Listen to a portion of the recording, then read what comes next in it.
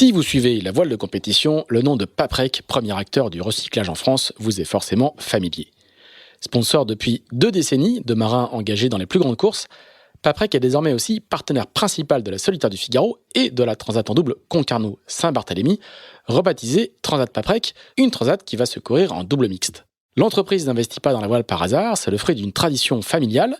Jean-Luc Petit-Huguenin, le fondateur, découvre la voile sur un First 235. Sébastien, son fils aîné, directeur général du groupe, le convertit à la course, fêtant même ses 40 ans en participant à la Solitaire du Figaro en 2018. Mais si Paprec s'affiche aujourd'hui dans la voile de compétition, ce n'est pas qu'à cause de la passion des patrons, c'est aussi parce que les valeurs de la course font écho à celles du groupe, la ténacité, l'humilité, l'adaptabilité. Des qualités indispensables à terre comme en mer.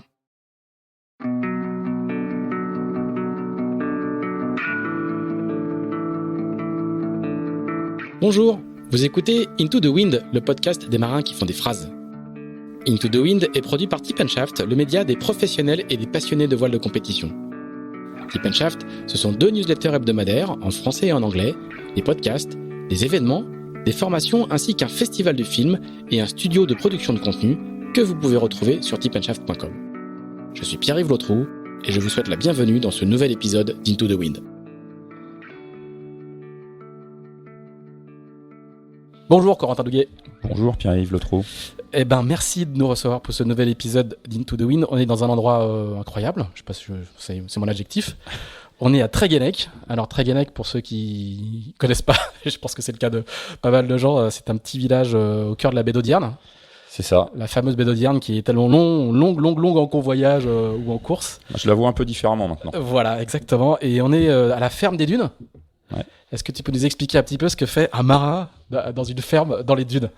Un marin dans une ferme dans les dunes, il continue à faire son métier de marin pendant que sa femme est maraîchère dans les dunes de Tréguennec. Et voilà, donc on est venu là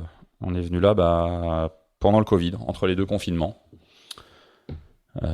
C'était la suite d'un long processus, bien sûr, ça s'est pas fait comme ça non plus que sur un coup de tête, mais le Covid a été accélérateur. Et donc on est juste derrière les dunes, mais littéralement, derrière moi, c'est ça, je suis bien derrière, je tourne les dos aux dunes. Il y a les dunes, et après il y a la plage, après il y a les vagues, et après il y a la baie d'Audierne. C'est aussi simple que ça, quoi. Voilà. C'est une forme de bout du monde assez incroyable. Donc tu vois tous les petits copains qui passent justement. Je peux aller surfer pendant que les tomates poussent et puis ouais, quand je suis en mer, des fois je passe devant la maison où je vois effectivement. Je sais plus, c'était quand l'année dernière, je crois, où j'avais une belle vue sur la flotte de la Solitaire. Merci en tout cas beaucoup de nous recevoir pour parler bateau. On va pas parler beaucoup maraîchage. Voilà. Et pour la petite anecdote, Marine, Madame Douguet, est une ancienne journaliste. Ça nous parle. Ancienne coureuse également. Exactement. On en parlera un petit peu quand on fera l'épisode de Mini Transat, parce qu'on va faire beaucoup d'épisodes, parce que tu as une longue carrière, tu es vieux, comme tu me l'as dit tout à l'heure, comme moi, puisqu'on a à peine une petite différence d'âge. Corentin, on a la chance de faire cet épisode aussi, parce que malheureusement, tu es rentré plus tôt que prévu de la Guyadère Bermude Minaris, c'est ça le nom, Bien, le nom complet ? C'est ça qu'il faut dire. Voilà, qui était la première épreuve IMOCA de la saison. Tu naviguais avec Guirec Soudé, alors tu vas nous en parler un petit peu, parce que ça a l'air d'être un sacré loustic aussi, et puis il y a une photo incroyable, où il a le bout dehors du bateau dans les bras, mais le bout dehors avec un petit bout de lettre en haut quand même. Vous avez eu une avarie assez brutale, quoi. Ouais, écoute, oui, on a pris un grain qui est monté à... Enfin voilà, on naviguait dans 20 nœuds de vent sous petite génac au travers, là, montant vers le Fastnet, et puis on a pris un grain à 47 nœuds. On l'a vu venir, mais un petit peu tard. Et du coup, on a eu le temps d'abattre, mais on n'a pas eu le temps de rouler. Le bateau est reparti au lof et puis là ça a flappé un peu dans tous les sens. Vous étiez sous Génac ou Code Zéro ou... Voilà, sous petite Génac, mais voilà, et puis au final c'est le bout dehors qui a fait fusible. C'était pas le projet, mais donc voilà, petite bataille, une vidéo d'ailleurs assez bien faite puisqu'on avait des reporters embarqués. Voilà, petite bataille pour ramener tout ça à bord proprement, rien laisser dans l'océan, et puis du coup retour maison parce que il y a un trou à l'avant, quoi. Sur la photo, le bateau est pas troué. Sur la photo, il y a l'embase du bout dehors qui est par non. Non, c'est vraiment que le bout dehors qui est venu. D'accord. Non, on prenait pas l'eau. Ok. Mais voilà, il restait encore pas mal de portants à faire. Donc faire le parcours pour faire le parcours en finissant. Déjà, comme on avait quand même un vieux bateau, on était quand même plutôt derrière, soyons clairs. Là, on serait vraiment arrivé loin derrière et on n'aurait rien appris. Et le but du jeu, le but de ma présence à bord du bateau de Guirec, justement, c'était de lui transmettre un maximum de choses. Et là, ça n'aurait pas été très efficace comme navigation. Donc, on a pris la décision de rentrer à la maison. Donc, ouais, je suis rentré un peu plus tôt que prévu. Comment est-ce que tu t'es retrouvé sur un projet comme celui-là ? Eh ben, je pourrais te dire que moi aussi, j'élève des poules. Comme Guirec Soudet, donc. Hein, voilà. Pour mémoire, au départ, Guirec, c'est un aventurier et qui est notamment connu pour avoir fait un long hivernage dans les glaces de l'Arctique. Ouais, avec sa poule, voilà. Monique. Et global, il a fait 5 ans, je crois, sur son bateau avec sa poule. Enfin, il a fait le passage du Nord-Ouest. C'est un garçon assez incroyable. Et donc vous êtes rencontrés une foire aux poules. Ouais. Alors, j'appellerais pas tout à fait ça comme ça parce que c'était sur la route du Rhum. On peut en discuter, mais voilà, on s'est rencontrés sur la route du Rhum et puis ouais, il m'avait demandé si j'avais des dispos cette année pour naviguer avec lui et dans un rôle de coach en fait. Et puis voilà, puis on s'est recontacté en début d'année et puis ça rentrait bien dans les plannings, donc on a fait une petite collaboration là du début de l'année jusque là. Pour l'instant, ça s'arrête là, mais en tout cas, ça se passe très bien, on s'entend bien, malgré notre grande différence d'âge. Et de profil. Et de profil. Mais en termes d'humour et de mauvais esprit, on se retrouve assez bien. Du coup, non, c'était très sympa. Et puis ouais, bon, écoute, on verra si je peux l'accompagner un peu plus loin dans son projet Vendée Globe. Mais donc c'est un personnage assez étonnant en termes de parcours. Il a plutôt fait de la plaisance en Arctique, on va dire, même de l'aventure, quoi. Il a fait une traversée de l'Atlantique à la rame. Deux. Et il se met à l'IMOCA. Voilà, bah ouais. Ça donne quoi sur l'eau ? Pendant son périple à la rame, il s'est décidé à acheter un IMOCA, donc 1 an avant la route du Rhum. Je crois que quand ça s'est fait, il était vraiment en train de ramer. Et ouais, donc IMOCA direct avec en fait route du Rhum et Vendée Globe, parce que ouais, c'est un aventurier et que bien évidemment une course comme le Solitaire du Figaro, ça n'évoque rien chez lui. Et ça donne sur l'eau, ça donne des chouettes choses. C'est vraiment un super marin qui a pas froid aux yeux, qui a une énergie dingue et qui a déjà quand même dégrossi beaucoup de sujets. Enfin, il fait de façon assez instinctive. C'est assez étonnant, ouais. Donc en vue d'un Vendée, c'est une vraie force. Oui. Ça c'est clair. Il est hyper bien en mer. Il a beaucoup d'énergie. Il a jamais froid. Il a jamais faim parce qu'il mange tout le temps, mais en termes de maritimité, quoi, il est ultra équipé, quoi. Voilà, il y a zéro souci. Voilà, et du coup, moi, je suis là pour lui apporter un petit peu plus la partie performance, stratégie. Voilà, après Guirec, effectivement, c'est quelqu'un qui a un parcours très atypique. Et c'est vrai qu'on a fait des journées de formation Adrena, météo, 2h30 devant l'ordi. Après, il faut aller faire autre chose avant d'y revenir, quoi. C'est bien. Voilà. Mais non, c'est un profil vraiment effectivement atypique, mais je pense que pour le Vendée, en tout cas, il y aura des belles histoires à raconter. Après, une perf, ça paraît peu probable vu l'âge du bateau, mais je pense qu'il peut nous faire quelque chose de chouette. Ouais. Alors toi, t'as fait la saison dernière sous les couleurs de Keguiner Innoveo. Tu as fait 3e de la route du Rhum, on y reviendra sur la fin de ce podcast, si tout va bien. Et là, cette année, tu n'as plus de projet à toi, et donc tu fais un peu freelance, et tu vas cumuler les collaborations, c'est comme ça que tu dis, voilà. tu présentais ça ? Ouais, exactement. Je navigue, je fais du bateau des autres cette année, ce qui est plutôt sympa, parce que tu es quand même essentiellement sur le sportif et le technique, et pas dans la gestion de projet. Tu laisses ça aux skippers et à leurs chefs quand il y en a. Donc c'est assez sympa. Là j'ai fait un peu d'IMOCA avec Guirec, j'en ai fait aussi un peu avec Johan Richaume sur les naves de mise au point de Paprec Arkea. Et puis il y aura sûrement d'autres naves aussi dans l'année. Je vais faire pas mal de classe 40 avec Fabien Delahaye, avec qui je vais faire la Transat Jacques Vabre. Voilà, peut-être un peu d'Ocean 50, mais c'est un peu plus compliqué là, ça commence à se serrer un peu dans les plannings. Et donc c'est chouette, quoi, parce que je navigue sur des beaux bateaux. Et comment ça se construit ça on t'appelle juste, tu démarches les gens. C'est quoi la vie ? C'est une vie de freelance. Ça change pas mal. Comme le bateau de Guirec. Freelance.com, voilà. Ouais, bah écoute, c'est assez curieux. Il y a pas mal de gens qui m'appellent pour vouloir travailler avec moi. Donc, écoute, j'en profite. Et ouais, il y a ça se fait un peu par affinité, oui. Et puis, ouais, là, les propositions sont venues assez naturellement. Et donc, vraiment, les trucs se sont bien goupillés après l'arrêt de mon projet Classe 40 de l'année dernière. Ouais.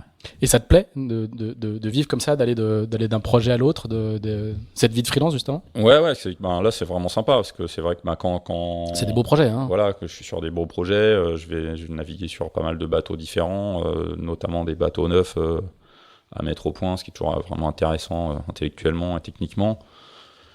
Donc là, c'est quand ça se goupille comme ça, c'est chouette. Après, est-ce que je remonterai un projet perso j'en sais rien encore.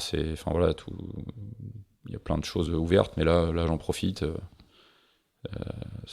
Les choses se sont bien emboîtées là cette année.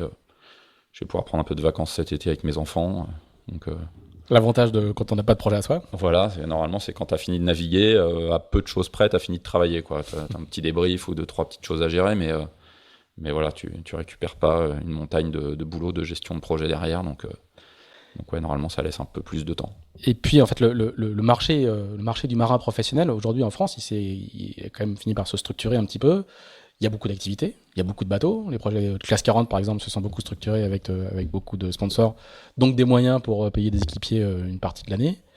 Ouais, clairement, c'est sûr que là, quand tu vois l'engouement qu'il y a dans notre sport, le nombre de bateaux dans les différentes classes, il y a de la demande de partout. Donc c'est clair qu'aujourd'hui, les gens disponibles et compétents réussissent à trouver du travail. Ouais. Globalement, il y a plutôt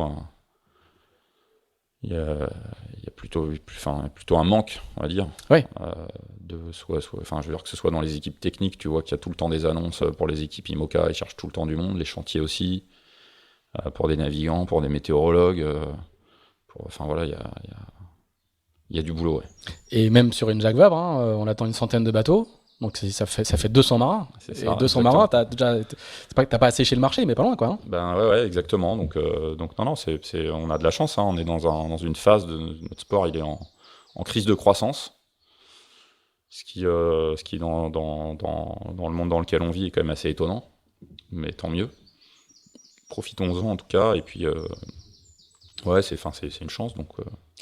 Est-ce que toi, remonter un projet à toi, en tant que chef de projet, repartir à la recherche de sponsors, reconstruire, c'est un truc qui reste une perspective ou tu te dis qu'une vie comme ça de professionnel à la demande c'est une bonne question. Je cherche à y répondre depuis la fin de la route du Rhum, en fait. J'ai pas encore de réponse vraiment tranchée. Les deux... Il y a des avantages et des inconvénients aux deux situations. Voilà, les deux situations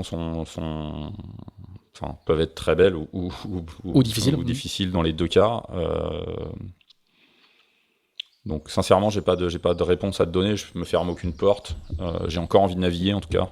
Voilà, malgré mon grand âge. C'est le principal. J'ai encore envie de naviguer à haut niveau et j'ai encore la niaque pour aller me faire mal sur l'eau, que ce soit sur mon projet ou sur celui des autres. Donc ça, je pense que c'est vraiment le plus important.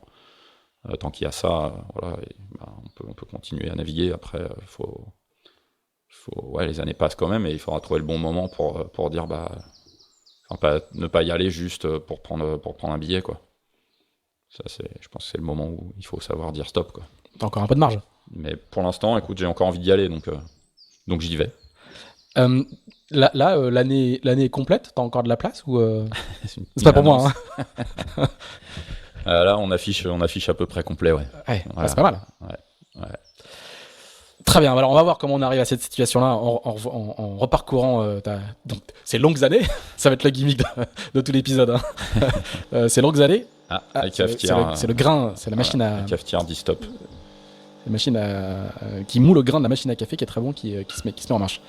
On va refaire ton parcours, on va faire notre fameux flashback habituel. Donc nous allons retourner longtemps en arrière, au milieu des années 70, grosso modo, à Nantes.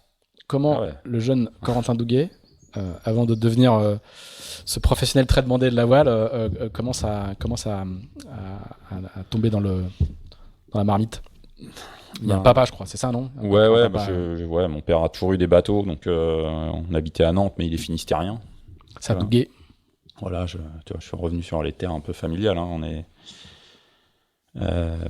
Et donc, ouais, il a toujours eu des bateaux, donc j'ai commencé à naviguer, naviguer en famille tous les étés.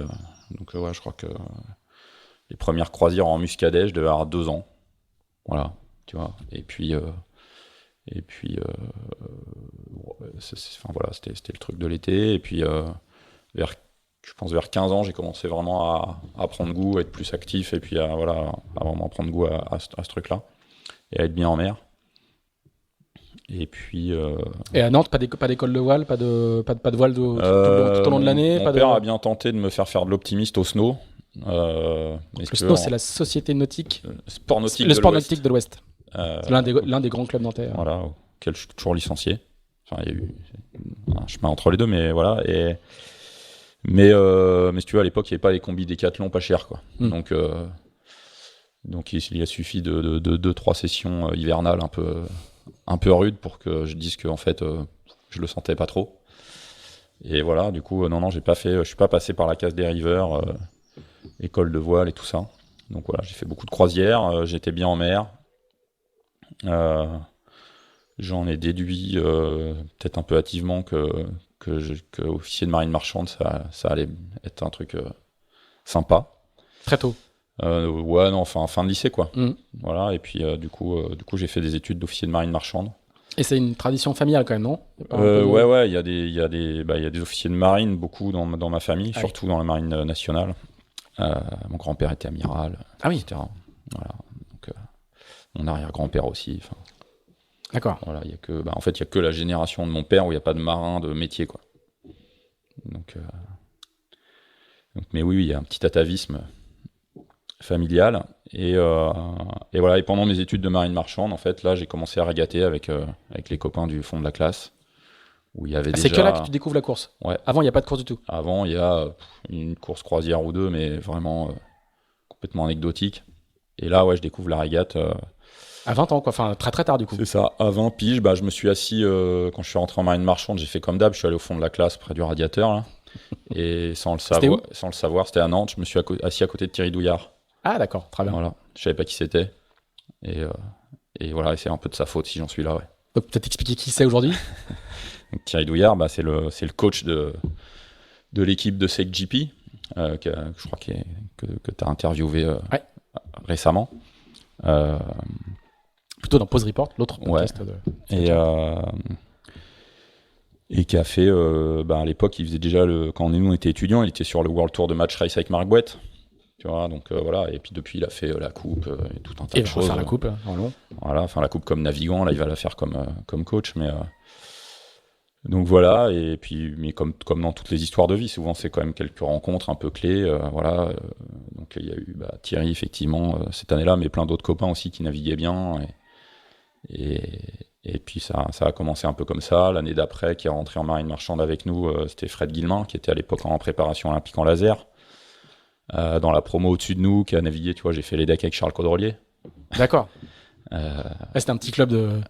La Marmare était un petit club de voileux quand même. Ouais, il y avait tu vois, c'est sûr que quand tu te retournes aujourd'hui, que tu vois nos parcours aux uns et aux autres, c'est assez rigolo. Ouais. Il n'y a pas beaucoup qui ont navigué sur des bateaux. Dans ceux-là, non. Des gros bateaux. Je te rassure, toute la promo n'est pas devenue voileux professionnel. Mais il y en avait quelques-uns, ouais. Et du coup, la régate, à ce moment-là, c'est une découverte, une révélation, ou c'est un truc de. C'est vraiment, c'est un grand plaisir. Et puis surtout, quand tu navigues avec des gens qui sont bons, déjà tu gagnes. Tout de suite. Assez vite, ouais. Et tu comprends pourquoi, parce qu'on te l'explique. Du coup, tu gagnes quand même vachement de temps. Et donc ouais, et puis beaucoup de plaisir, et puis c'était un peu une autre époque, mais c'était vraiment beaucoup de rigolade, beaucoup de plaisir sur l'eau. T'apprends plein de choses, donc c'est hyper.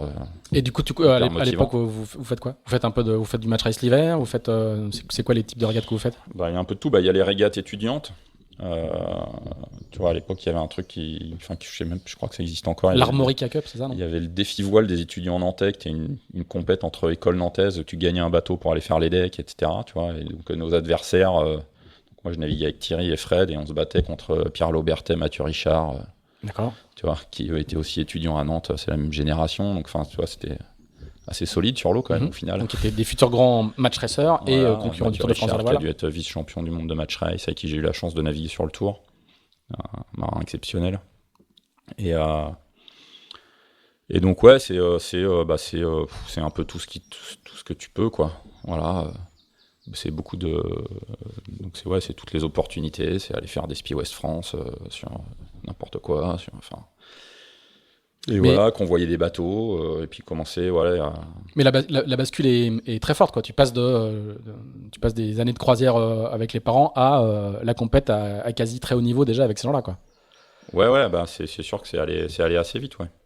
Et tout de suite, le goût pour ça te fait dire que y a peut-être une voie professionnelle ou c'est pas encore la révélation n'est pas à ce point-là. Alors de là à me dire que je vais devenir navigateur et en faire un métier, là j'en suis pas du tout là à ce moment-là. C'est enfin tu vois, la solitaire du Figaro c'est dans les magazines, quoi. C'est pas dans la vraie vie, quoi. Mais voilà, bah, quand j'ai eu mon diplôme, j'avais 24 ans. Avec, tu vois, t'as 24 ans, t'as pas de crédit sur le dos, pas d'enfant à charge, etc. Donc, je me suis dit que j'allais quand même aller. Voilà, mes premières expériences marine marchande n'étaient pas dingues. Donc, je suis allé faire du bateau à voile en me disant que ça allait être quand même. Enfin, c'était ça que j'avais envie de faire. Et puis, de toute façon, j'avais quand même un diplôme au cas où. Et que je pouvais retourner travailler. Tu pourrais toujours retourner sur les gros bateaux, quoi. Si besoin.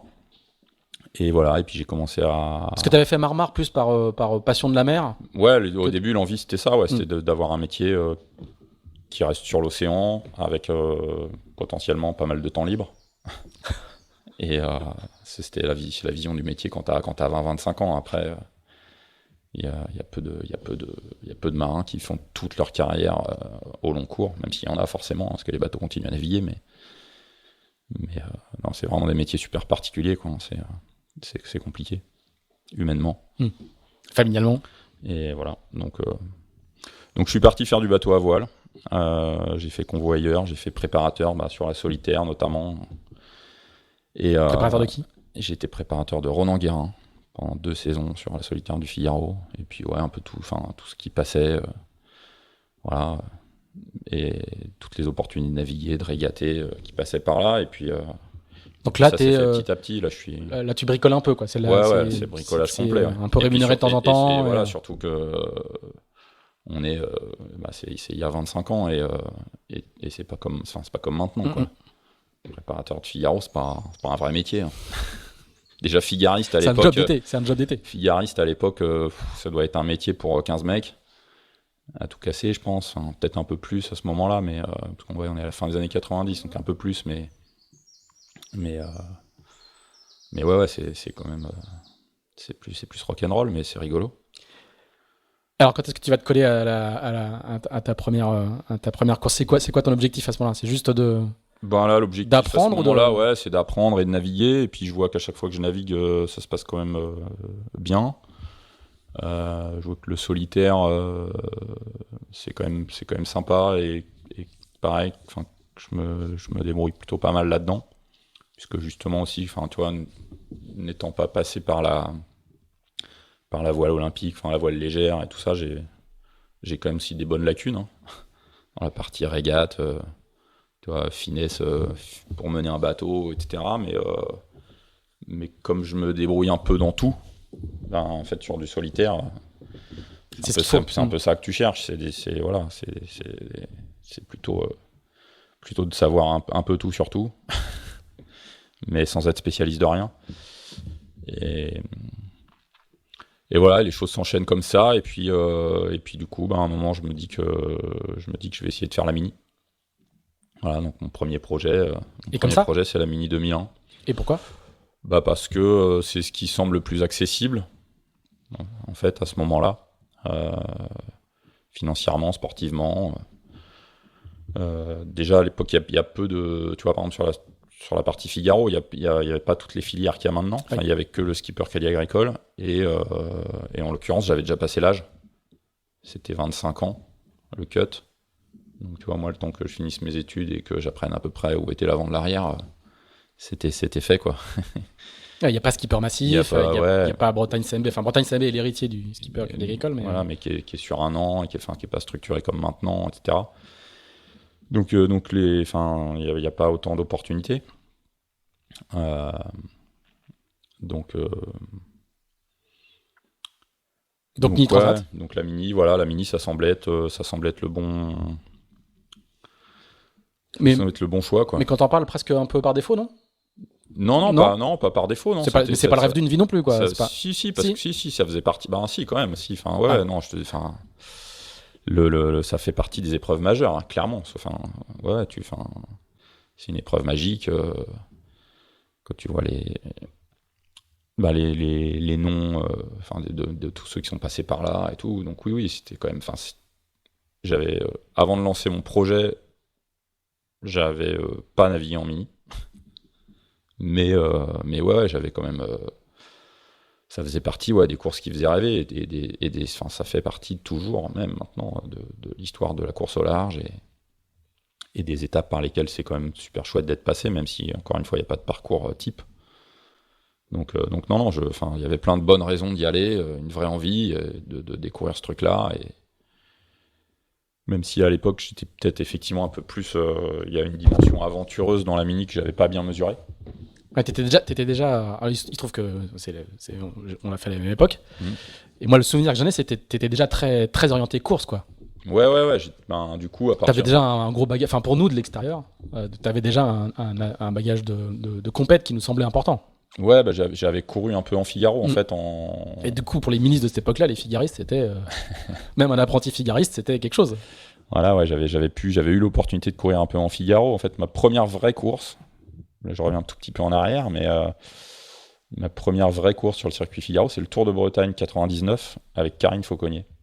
Déjà. Voilà. On était carrément en avance sur notre temps, tu vois, bateau mixte. Et puis elle était, c'était un skipper. Elle n'avait pas encore gagné la G2R, mais elle a gagné l'année d'après. Ouais, coïncidence. Non, mais ouais, voilà. Donc ça, c'était ma première course, on va dire sérieuse, enfin pro sur le circuit Figaro. Avec un préparateur le soir qui te plie tes voiles et tout, et c'est vrai que ça a quand même été un bon déclic, quoi. Je me suis dit, ouais, ça a l'air bien comme métier, ça. Tu vois, le mec qui te carène le bateau le matin, toi tu vas faire du bateau, et le soir il te le range pendant que tu vas à l'hôtel. Je me suis dit, ouais, ça c'est pas mal. ça peut être une idée. Et donc ouais, j'avais fait ça, et puis quelques autres courses comme ça sur le circuit Figaro, National Figaro, etc. Donc du coup, quand tu arrives sur la mini, justement la dimension aventure est un peu particulière du mini, et c'est une autre époque du minisme, fameux mouvement. Juste pour l'anecdote, hein, pour ceux qui nous écoutent et qui la suivent aujourd'hui, il y avait 150 préinscrits, ou 120 ou 150 préinscrits à la prochaine Mini Transat. Quand on part, quand on arrive à La Rochelle, en 2001, il y a 55 bateaux au départ. On n'est que 55 en 2001. On va faire la grève pour passer à 60. Ah oui, c'est vrai.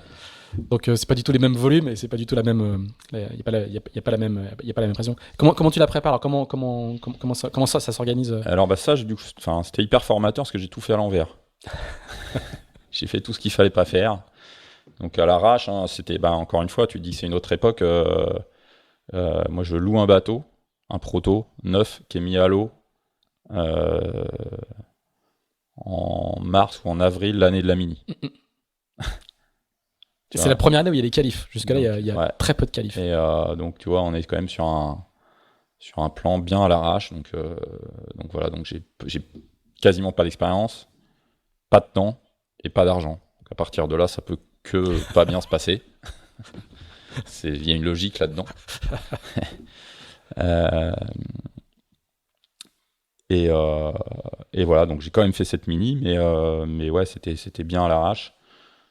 J'ai dû finir de la payer 5 ans après, je crois. Ah ouais. Mais tu fais tout le circuit, hein. Tu fais la Select, la Mini Pavois, la Mini Fastnet. Ouais, et puis ça se passe globalement bien. Hein. Je suis dans le top 5 régulièrement de toutes ces courses-là.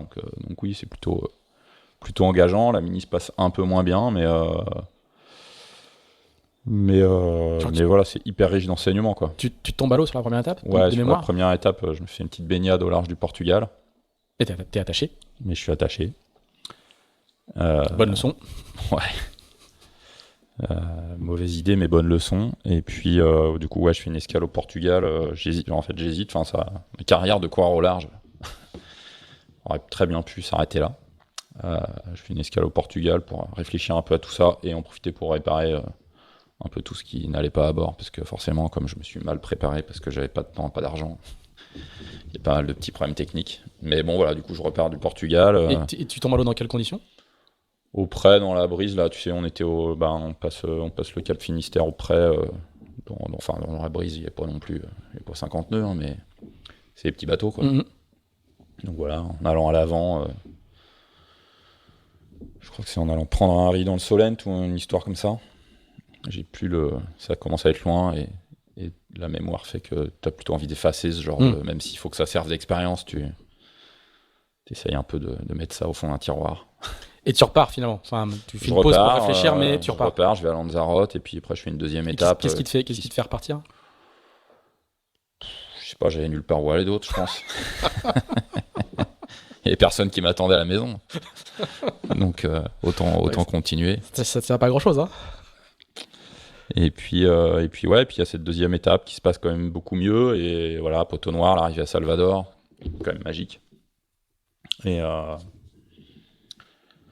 donc voilà, premier projet, je te dis riche d'enseignement, où je comprends que en fait avoir des moyens, du temps et de l'expérience, ça peut être un bon. Alors forcément, par définition, quand tu es jeune, de l'expérience, t'en as peu, mais tu peux le compenser autrement. Mais voilà, donc j'ai appris énormément de choses sur ce projet. Et ça t'encourage à continuer ou ça te dit ou tu te dis du coup non, si bon, j'y retourne que avec des moyens, c'est pas la peine de jouer, c'est pas la peine de jouer la bricole. Oui, voilà, l'idée c'est de se dire j'ai envie de continuer à faire ça parce que globalement ça se passe quand même pas mal et je suis plutôt dans le coup, mais pas comme ça quoi, clairement. Donc Et tu sais que tu veux revenir à la mini? À ce moment-là, non, c'est pas bien, c'est pas plus clair que ça. C'est pas plus clair que ça. Et non, en fait, après, qu'est-ce qui se passe Après, tu bascules assez vite en Figaro, en fait. Ouais, 6 mois après, en fait, même un peu moins, j'enchaîne je fais la Transat AG2R avec mon pote Thierry Chabani, en Figaro 1. Alors, tu peux nous en parler un peu de Chabani, parce que dans la petite fiche, il y a beaucoup de courses avec lui, quand même. Ouais, à cette époque-là, c'est sûr qu'on a énormément navigué ensemble. On s'est rencontrés, on était préparateurs sur le circuit Figaro. On y revient. Tu vois, on avait fait, je crois que c'est en quelle année ? En 2000, je crois, on avait fait le National Figaro avec que des préparateurs à bord. Et il y avait Thierry, moi, Armel Tripon, Erwan Leroux. Et je sais plus qui étaient les deux autres, mais on était tous préparateurs sur le circuit Figaro, tu vois. Et vous êtes tous souillés des carrières derrière. Et voilà. Donc ouais, du coup, Thierry me propose de faire cette Transat AG2R. 2002, donc après la Mini 2001, lui il avait fait la Solitaire 2001 avec son bateau. Et donc on se prépare à Port-Laf. On commence à savoir un petit peu plus de choses. Lui il a fait une première Solitaire, moi j'ai fait une Mini. On a on commence à avoir quelques notions en fait, un peu de tout ça. Et il nous manque juste un sponsor qu'on va trouver le mercredi de la semaine du départ. Bien. Donc large, tu vois, tranquille. On avait encore 3-4 jours devant nous. Et on fait une super transat. On fait 6. Alors à l'époque, sur les transats AG2R, t'avais facilement une trentaine de canottes. Hein. Et les 10 à arriver dans la première heure, quoi. Ouais. Et on s'est vraiment régalé, ouais. Et c'était sport, hein, parce que c'était quand même des petits bateaux, les Figaro 1, pour faire ça. T'étais obligé de mettre des boudins d'un sub partout dans le bateau pour que les bateaux aient le droit de traverser l'Atlantique. Du coup, t'avais pas du tout de place dedans. Et donc c'était assez rock'n'roll. Puis c'était des petits bateaux mono safran et tout, au portant quand ça attaquait. Quand tu finissais ton quart de barre, t'avais l'épaule en feu. T'étais bien content de filer la patate chaude à ton pote, ouais. Et c'est des années aussi où tu commences le Tour de France à la voile aussi. Tu vas pas mal pratiquer. Et ouais, Là, j'ai un Tour de France à la voile avec Antibes Neck. Ouais. Ça, c'est quoi ? C'est 2002, ça ? La même année, ouais. Je fais le tour. Je fais le tour avec cette équipe-là, qui était une équipe pro assez solide. C'était Jojo qui m'avait envoyé là-dessus, qui devait faire et qui pouvait plus, donc qui m'avait catapulté deuxième barreur du phare 30 anti-Bnec. C'était un peu... j'étais quand même en limite de compétence, faut être clair, à cette époque-là. Mais c'était pareil, une super expérience, hyper enrichissante, avec une équipe de cadors. C'était... Là, c'est assez vite quand même. On sent qu'il y a quand même tu commences à te faire ta place dans le milieu, parce que ça, faire une nage 2 puis faire un tour chez les pros, on commence à être dans les... Ouais, clairement. Ça va vite, quoi. Juste derrière la mini, ça grimpe assez fort. Ça se passe pas mal, ouais. Et donc, ouais, il y a ces expériences sur le tour qui sont pareil. C'était une école incroyable, le Tour de France. Le nombre de marins qui ont fait leur classe, justement, pas forcément sur la mini, mais sur le tour. Et c'est la grande époque du tour. Ouais, phare 30. Pareil, il y a des tours à 30, 35 bateaux, avec des listes d'équipage. Tu as tout le who's who de la voile qui est là. On parle même pas des années où tu croisais du Russell Coutts ou du Chris Dixon ou du Paul Caillard, voilà, mais c'était une épreuve incroyable. Et donc ouais, t'apprenais, c'est de la monotypie de très haut niveau, donc t'apprends énormément de choses. Tu dois aller au bout du bout de tous les détails, comme en Figaro, mais presque encore plus, puisque justement t'es en équipage, donc ça mollit vraiment jamais. Donc ça c'était pareil, super expérience. Ouais. Et puis c'est pas anecdotique, mais c'est aussi des endroits où tu rencontres beaucoup de gens, tu te fais ton réseau. Des embarquements pour le reste de la saison, pour d'autres, pour le tour d'après, c'est pas. Ouais, non, c'est pas neutre. C'est vraiment. Donc ouais, c'est 2 années, 2002, 2003, où je fais beaucoup. Puis après 2003, c'est pareil, je refais pas mal de Figaro avec Thierry. Tour de Bretagne, Saint-Nazaire Dakar en fin d'année, qui n'a plus lieu cette épreuve, mais qui était juste magique.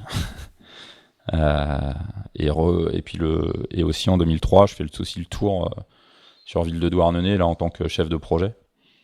Donc là c'est pareil, bon apprentissage. Alors, on retombe un peu dans les projets à l'arrache,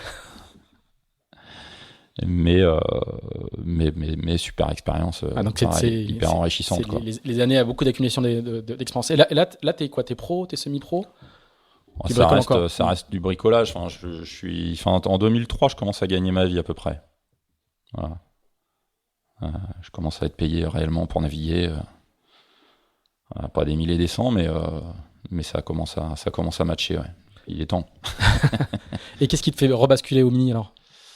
Eh ben, tout simplement, justement, je suis à Dakar, à l'arrivée de cette Saint-Nazaire Dakar. Ça c'était bien parce que c'était des courses de fin d'année, donc la saison est finie, t'as du temps. T'as le droit de rester, tu vois, ça enchaîne pas derrière. Donc je suis à Dakar, en train de surfer quand mon pote Armel Tripon gagne la mini. Voilà, puisque Armel, il est nantais aussi et que voilà, on passait pas mal de temps ensemble à l'époque. Et là je me dis faut que je refasse ce truc. Voilà. C'est sa victoire qui te. Ouais, je l'ai pas bien fait et il faut que je refasse cette course maintenant, de toutes ces expériences accumulées. Il faut que je refasse cette course, quoi. Voilà. Et ouais, ça s'est vraiment joué là, quoi.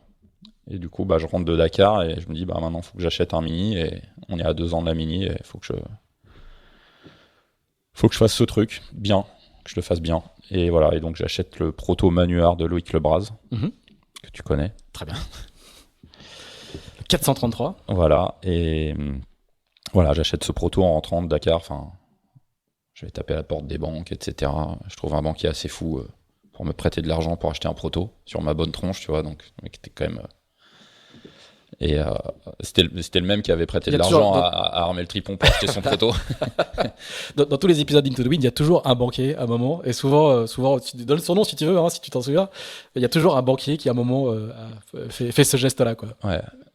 Et je pense que son écran devait clignoter rouge dans tous les sens, mais il appuie quand même sur le bouton. Et voilà, et donc j'achète ce bateau et puis là du coup j'ai 2 ans pour préparer ma mini. Et tu finances comment alors? Tu trouves un sponsor? Et du coup en plus voilà, dans toutes ces années-là, et comme tu disais, tu vois, tu fais un peu de réseau, tu fais des rencontres. Voilà, j'ai rencontré un entrepreneur nantais qui m'aide sur ce coup-là. Et qui me file un petit coup de main au début, et puis qui après me file un plus gros coup de main, en me faisant rencontrer tous les de nombreux adhérents Leclerc, voilà, que je vais réussir à convaincre de me suivre sur ce projet. Donc des patrons d'hypermarché Leclerc, quoi. Voilà, exactement. Et donc du coup, le bateau va s'appeler Leclerc, puis Leclerc Bouygues Télécom, puisqu'il va y avoir aussi une rencontre chez Bouygues Télécom. Et en tout cas, c'est des beaux sponsors. En tout cas, pour le monde de la mini, c'est des sponsors très nationaux. Beaux sponsors.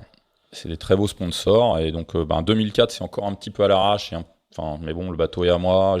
J'arrive quand même à fonctionner et à avancer techniquement.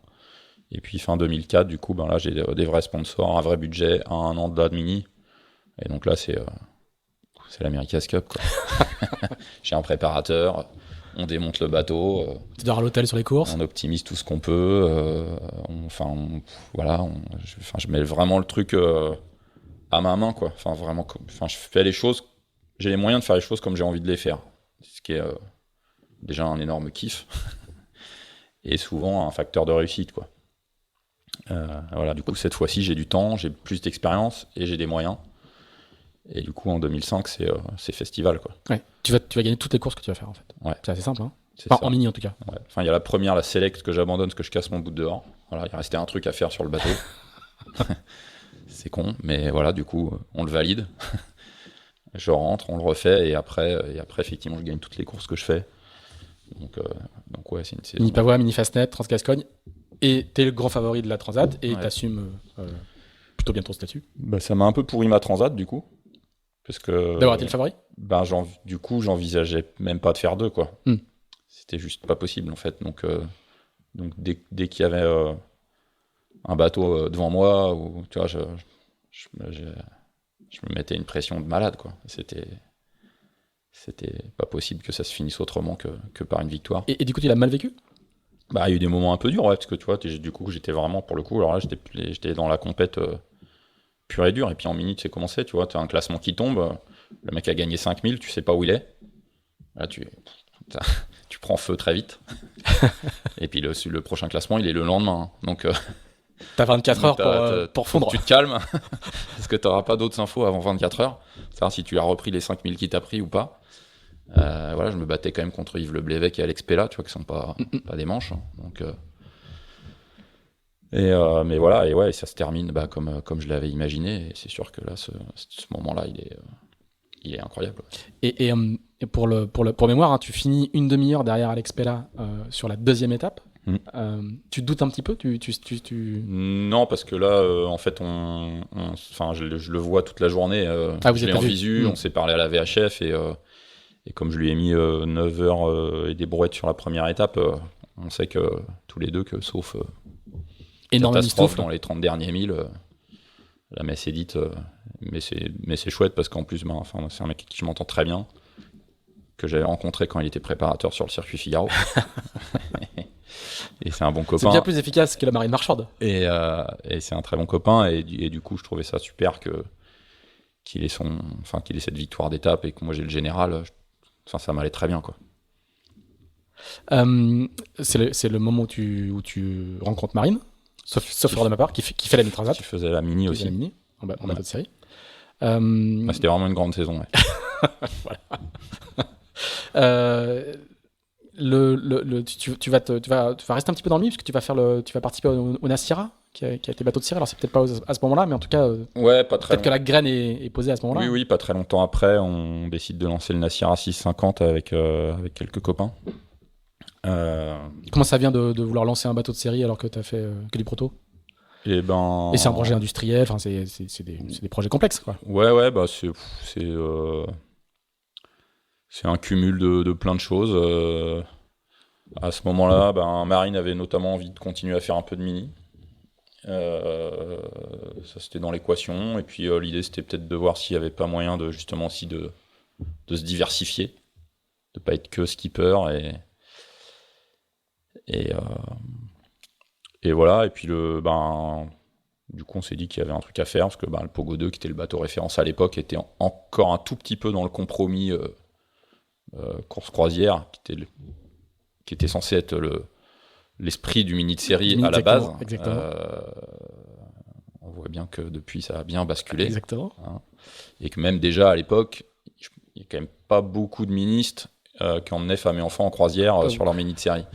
Sur le Pogo 1 un petit peu, sur le Pogo 2 beaucoup Pogo moins. 2, ça avait déjà bien basculé quand même dans le mode compète, donc voilà, donc on s'est dit on va aller un peu plus au bout de la démarche. Et donc on a lancé ce bateau et pareil, super expérience, hyper instructive, enrichissante, c'est pas le mot. Du tout. Voilà, et donc En tout cas pas au cash quoi. voilà, c'est ça. Mais ouais, très instructive. Et puis, satisfaisante quand même à terme, parce que même si ça a mis longtemps à se mettre en place, mais sur la Mini 2011, si je dis pas de bêtises. Ou 13, donc je crois. 13.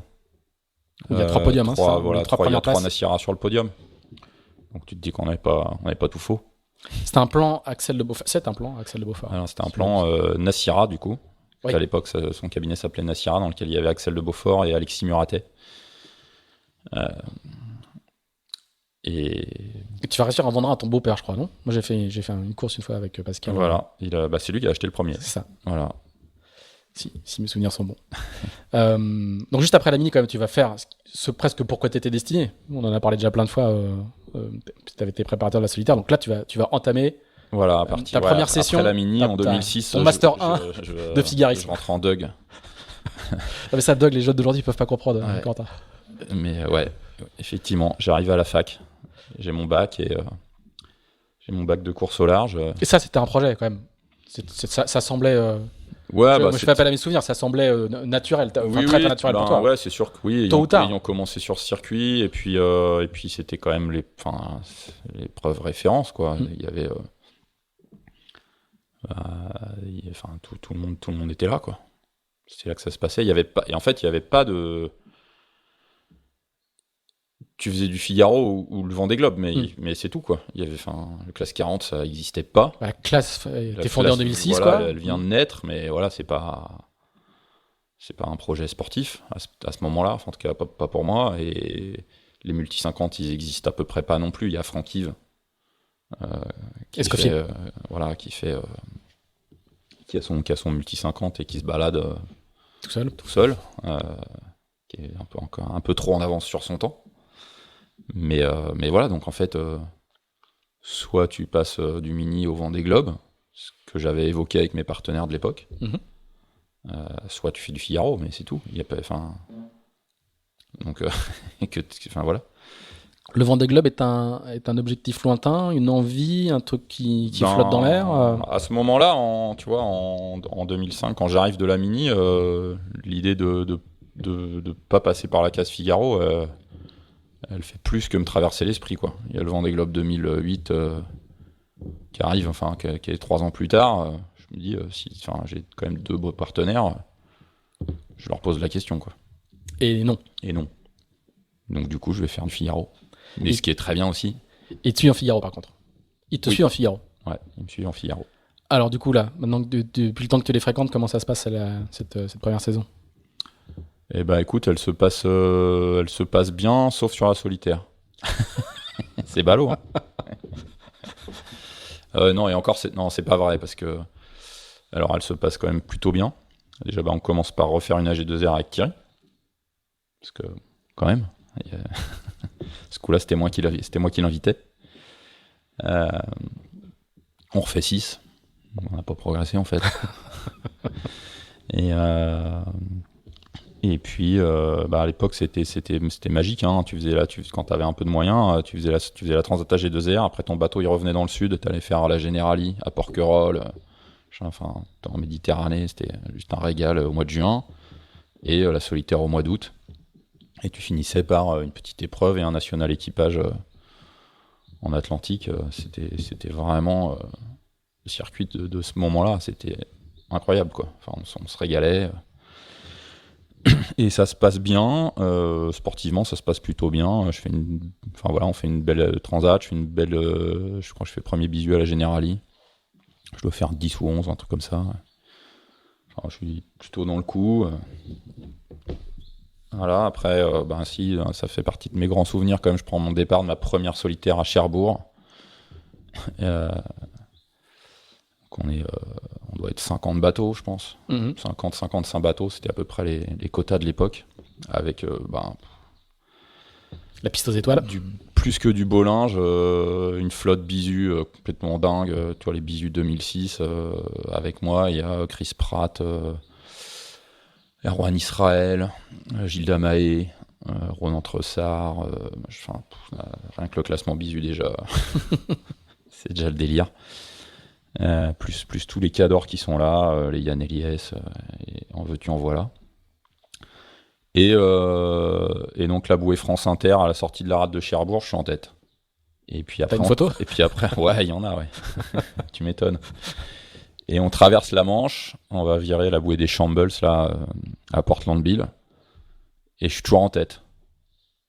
Tu te dis, oh, il y a un problème là quand même. Et voilà, et je finis l'étape 15, je crois. Donc je savais bien que j'allais pas rester en tête indéfiniment. Mais voilà, sur toutes les étapes, je suis quand même régulièrement dans le top 10. Enfin, je sens que ça se passe. Voilà, il y a une étape, l'étape où c'est en 2006, donc où Nico Troussel et Thierry Chabani là se font la malle dans l'Ouest. Et font une trousselle. Et donc, Troussel fait une trousselle. Voilà, et il colle un caramel à tout le monde. Une Chabani à peu de choses près. Et voilà, et moi là sur celle-là, je prends très très cher. Donc je crois que je fais 31e à ma première solitaire. Mais je fais quand même, je crois que et puis après il y avait une autre épreuve, je crois que je fais 10 au championnat sur l'année. Enfin voilà, donc. Et du coup j'y retourne l'année d'après. Et là, boum. Et donc, pareil, les quelques journalistes qui daignent m'adresser la parole me demandent mon objectif et je dis top 10. Et le mec me dit, attends, t'as fait 31 l'an dernier, ça n'a aucun sens, quoi. Et moi je dis, en fait, dans le contenu, si, je pense que je suis capable, quoi. Voilà, je dis pas que c'est facile, pareil, on est encore 55 bateaux, avec toujours ce niveau complètement délirant. Il y a Mich qui était pas là en 2006 qui est là, Et t'es quel genre de figariste à l'époque ? T'es le figariste assidu dans la... Je sais pas comment expliquer ça, mais pas scolaire, mais très appliqué, parce que c'est à l'époque le Figaro, c'est une école de la 16, quoi. Donc t'es un figariste ascétique ou t'es un figariste un peu plus romantique ? C'est pas mal comme question, ça, hein ? Ouais, c'est pas mal, ça. Parce que t'as été ministre avant, du coup... Ouais. Ouais, on est tous victimes de notre éducation un jour ou l'autre. Exactement. Ouais, je pense que je suis quand même assez bosseur. T'es à Port-la-Forêt ? Je suis à Port-Laf, ouais. Je suis à Port-Laf. En 2007, je m'envoie tous les stages. Je suis là quand même, tu vois. Après, il y a sûrement des mecs qui bossent plus que moi. Mais en tout cas, je me sens très bien que cette saison-là, je suis à l'eau pour le premier stage. Et je suis là, tous les stages, je les fais, toutes les courses d'avant-saison. Je suis là sur toutes les épreuves. Et tu sens tout de suite que t'as le flow, quoi ? Ça se passe, encore une fois, ça se passe plutôt bien. Voilà, ça se passe plutôt bien. Je m'estime pas au niveau de Mich ou de gens comme ça, mais je sens que je suis là, et puis je te dis le 2006 au final, où je pense que à part cette étape, c'était Santander-Saint-Gilles, là où je prends un caramel, sur toutes les étapes, je passe du temps dans les top 10, je passe toujours, souvent en général, on va dire les 2 premiers jours, je suis dans le top 10, et puis après, comme tout bon bisu, à un moment où t'es un peu à la peine, et puis tu te fais avoir un peu à l'expérience par les mecs qui sont allés dormir un peu avant toi, qu'on les dit un peu plus clairs, ou qui sont déjà passés là 5 fois, 10 fois, parce que pareil, à l'époque, il y a quand même des staccanovistes de l'histoire, maintenant. Oui, c'est un truc qui a un peu changé aujourd'hui. Les jeunes, voilà, on est plus sur des cursus en 5 ans. À l'époque, c'est plutôt 15, quoi. J'exagère à peine, quoi. Des 10-12, en tout cas, il y en a. En tout cas, c'est la base, ouais. Ouais, donc... Et du coup, comment t'es perçu, toi, avec... parce que c'est en 2007, c'est que ta 2e année, quoi. Je pense que personne m'attend. Ouais. Je suis peinard. Là, pour le coup, si tu veux, quand je vire, les mecs, ça les inquiète pas plus que ça. Tu vois. Et puis du coup, première étape, je fais 10. Tu vois, j'avais dit top 10, je fais 10. Et puis deuxième étape, je dois refaire 10 ou 11, je crois. Donc, je suis dans le jeu, quoi. Je suis dans le jeu. Et, et voilà. Et puis après, il y a cette troisième étape un peu folle. On est en 2007. L'étape prévue, c'est Brest, le Fastnet, la Corogne. Voilà. C'est Jaco Carès, le directeur de course. C'est l'étape la plus longue de l'histoire de la solitaire, etc., etc. Ça va être formidable. Et ça va être formidable, sauf qu'on va tous mourir au Fastnet parce qu'il y aura 69 fichiers. Ce qui est vachement moins formidable. Et jusqu'au matin du départ, en fait, Jaco en démord pas. Et puis le matin du départ, finalement, on va plus au Fastnet. Donc là, petit soulagement quand même, parce que c'était vraiment hardcore, je pense. Et en tout cas, il y a quand même pas grand monde qui a envie d'y aller. Donc on va plus au Fastnet, on va virer BXA au fond du golfe de Gascogne. Mais après, pour aller à la Corogne, on va quand même se prendre un gros tampon. Mais BXA, c'est la bouée d'atterrissage à l'entrée de la Gironde. À l'entrée de la Gironde, hein. Voilà. On va quand même se prendre un gros caramel en ressortant de là, mais c'est un petit peu moins déraisonnable. Et voilà, on part de Brest. Alors là, pareil, en plus, il y a cerise sur le gâteau, il y a un pataquès, le comité se gaufre, donc annule l'étape dans le Goulet, redépart dans l'Anse de Berthaume, tout était un peu surréaliste. Et voilà, et on part sur cette étape du coup de l'Anse de Berthaume, et puis on s'échappe un peu je suis avec Thierry, Chabani, Gilles Damae et Michdej. On est tous les quatre plutôt dans le coup. Alors après, il y a un ou deux bateaux qui étaient un peu plus derrière, qui passent devant nous à BXA, mais voilà, on passe BXA dans le bon tempo. Et puis après, c'est cap à l'ouest, vers la dépression qui arrive. Voilà. Et puis ça monte crescendo. On finit donc quand même, donc je pense qu'on prend 45-50 auprès. Quand va l'autre Non.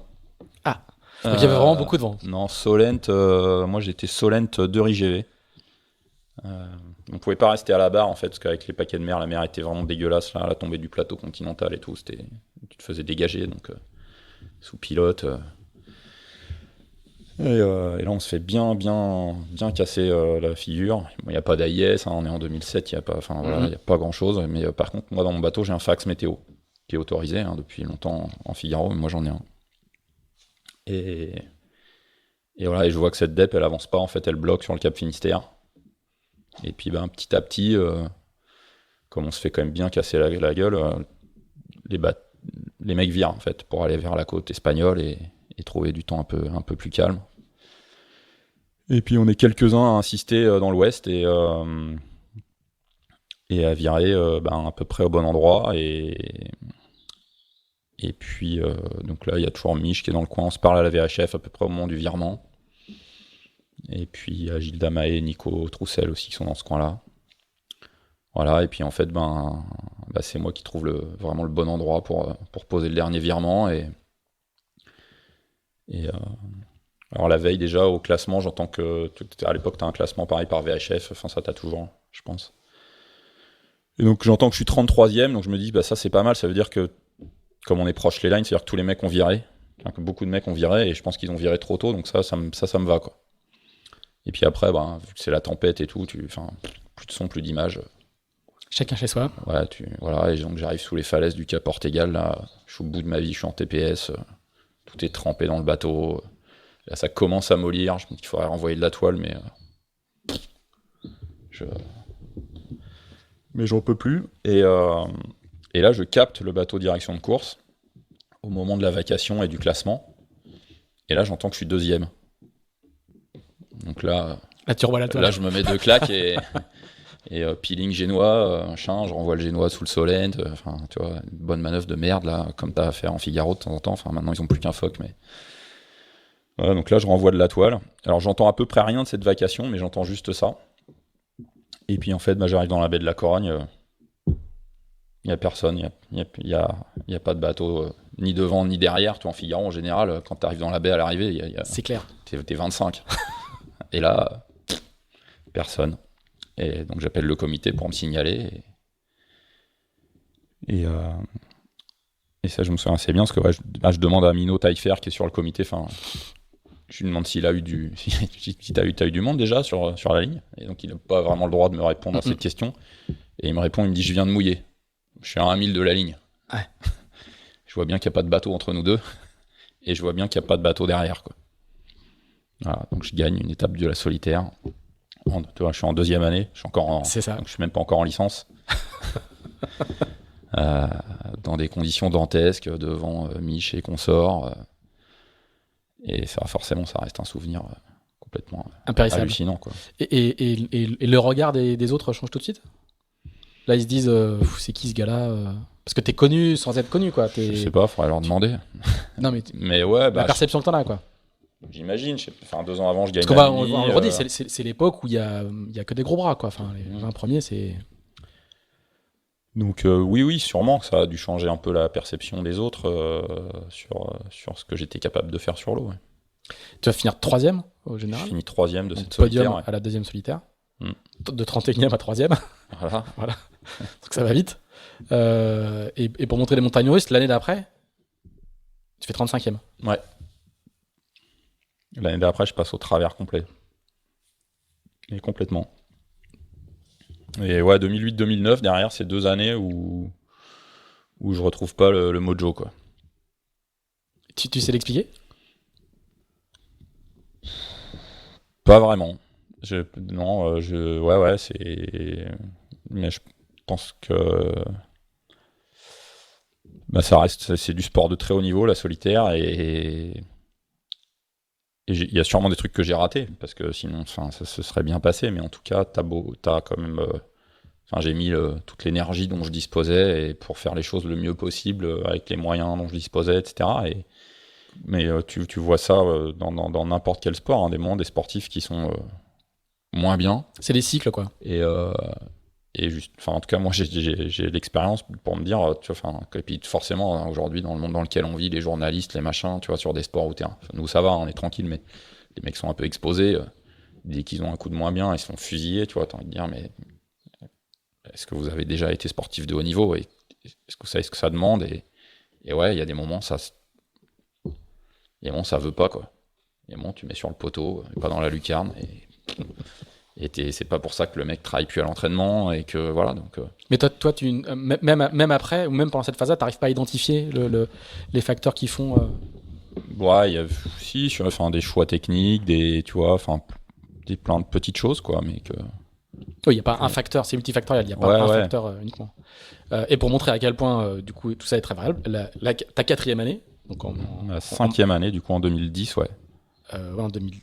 Oui, pardon, 5e année, 5e, excuse-moi, parce qu'en 2009, tu fais 21e, et en 2000, la 5e année, à la fin de ton master, comme DEA ou DESS, comme on disait à notre époque, là, c'est à nouveau podium, 3e. Voilà. Alors là, pourquoi est-ce que tu es capable d'expliquer Comme quoi Est-ce que tu es capable d'expliquer ce qui fait que... faut pas lâcher l'affaire. Voilà.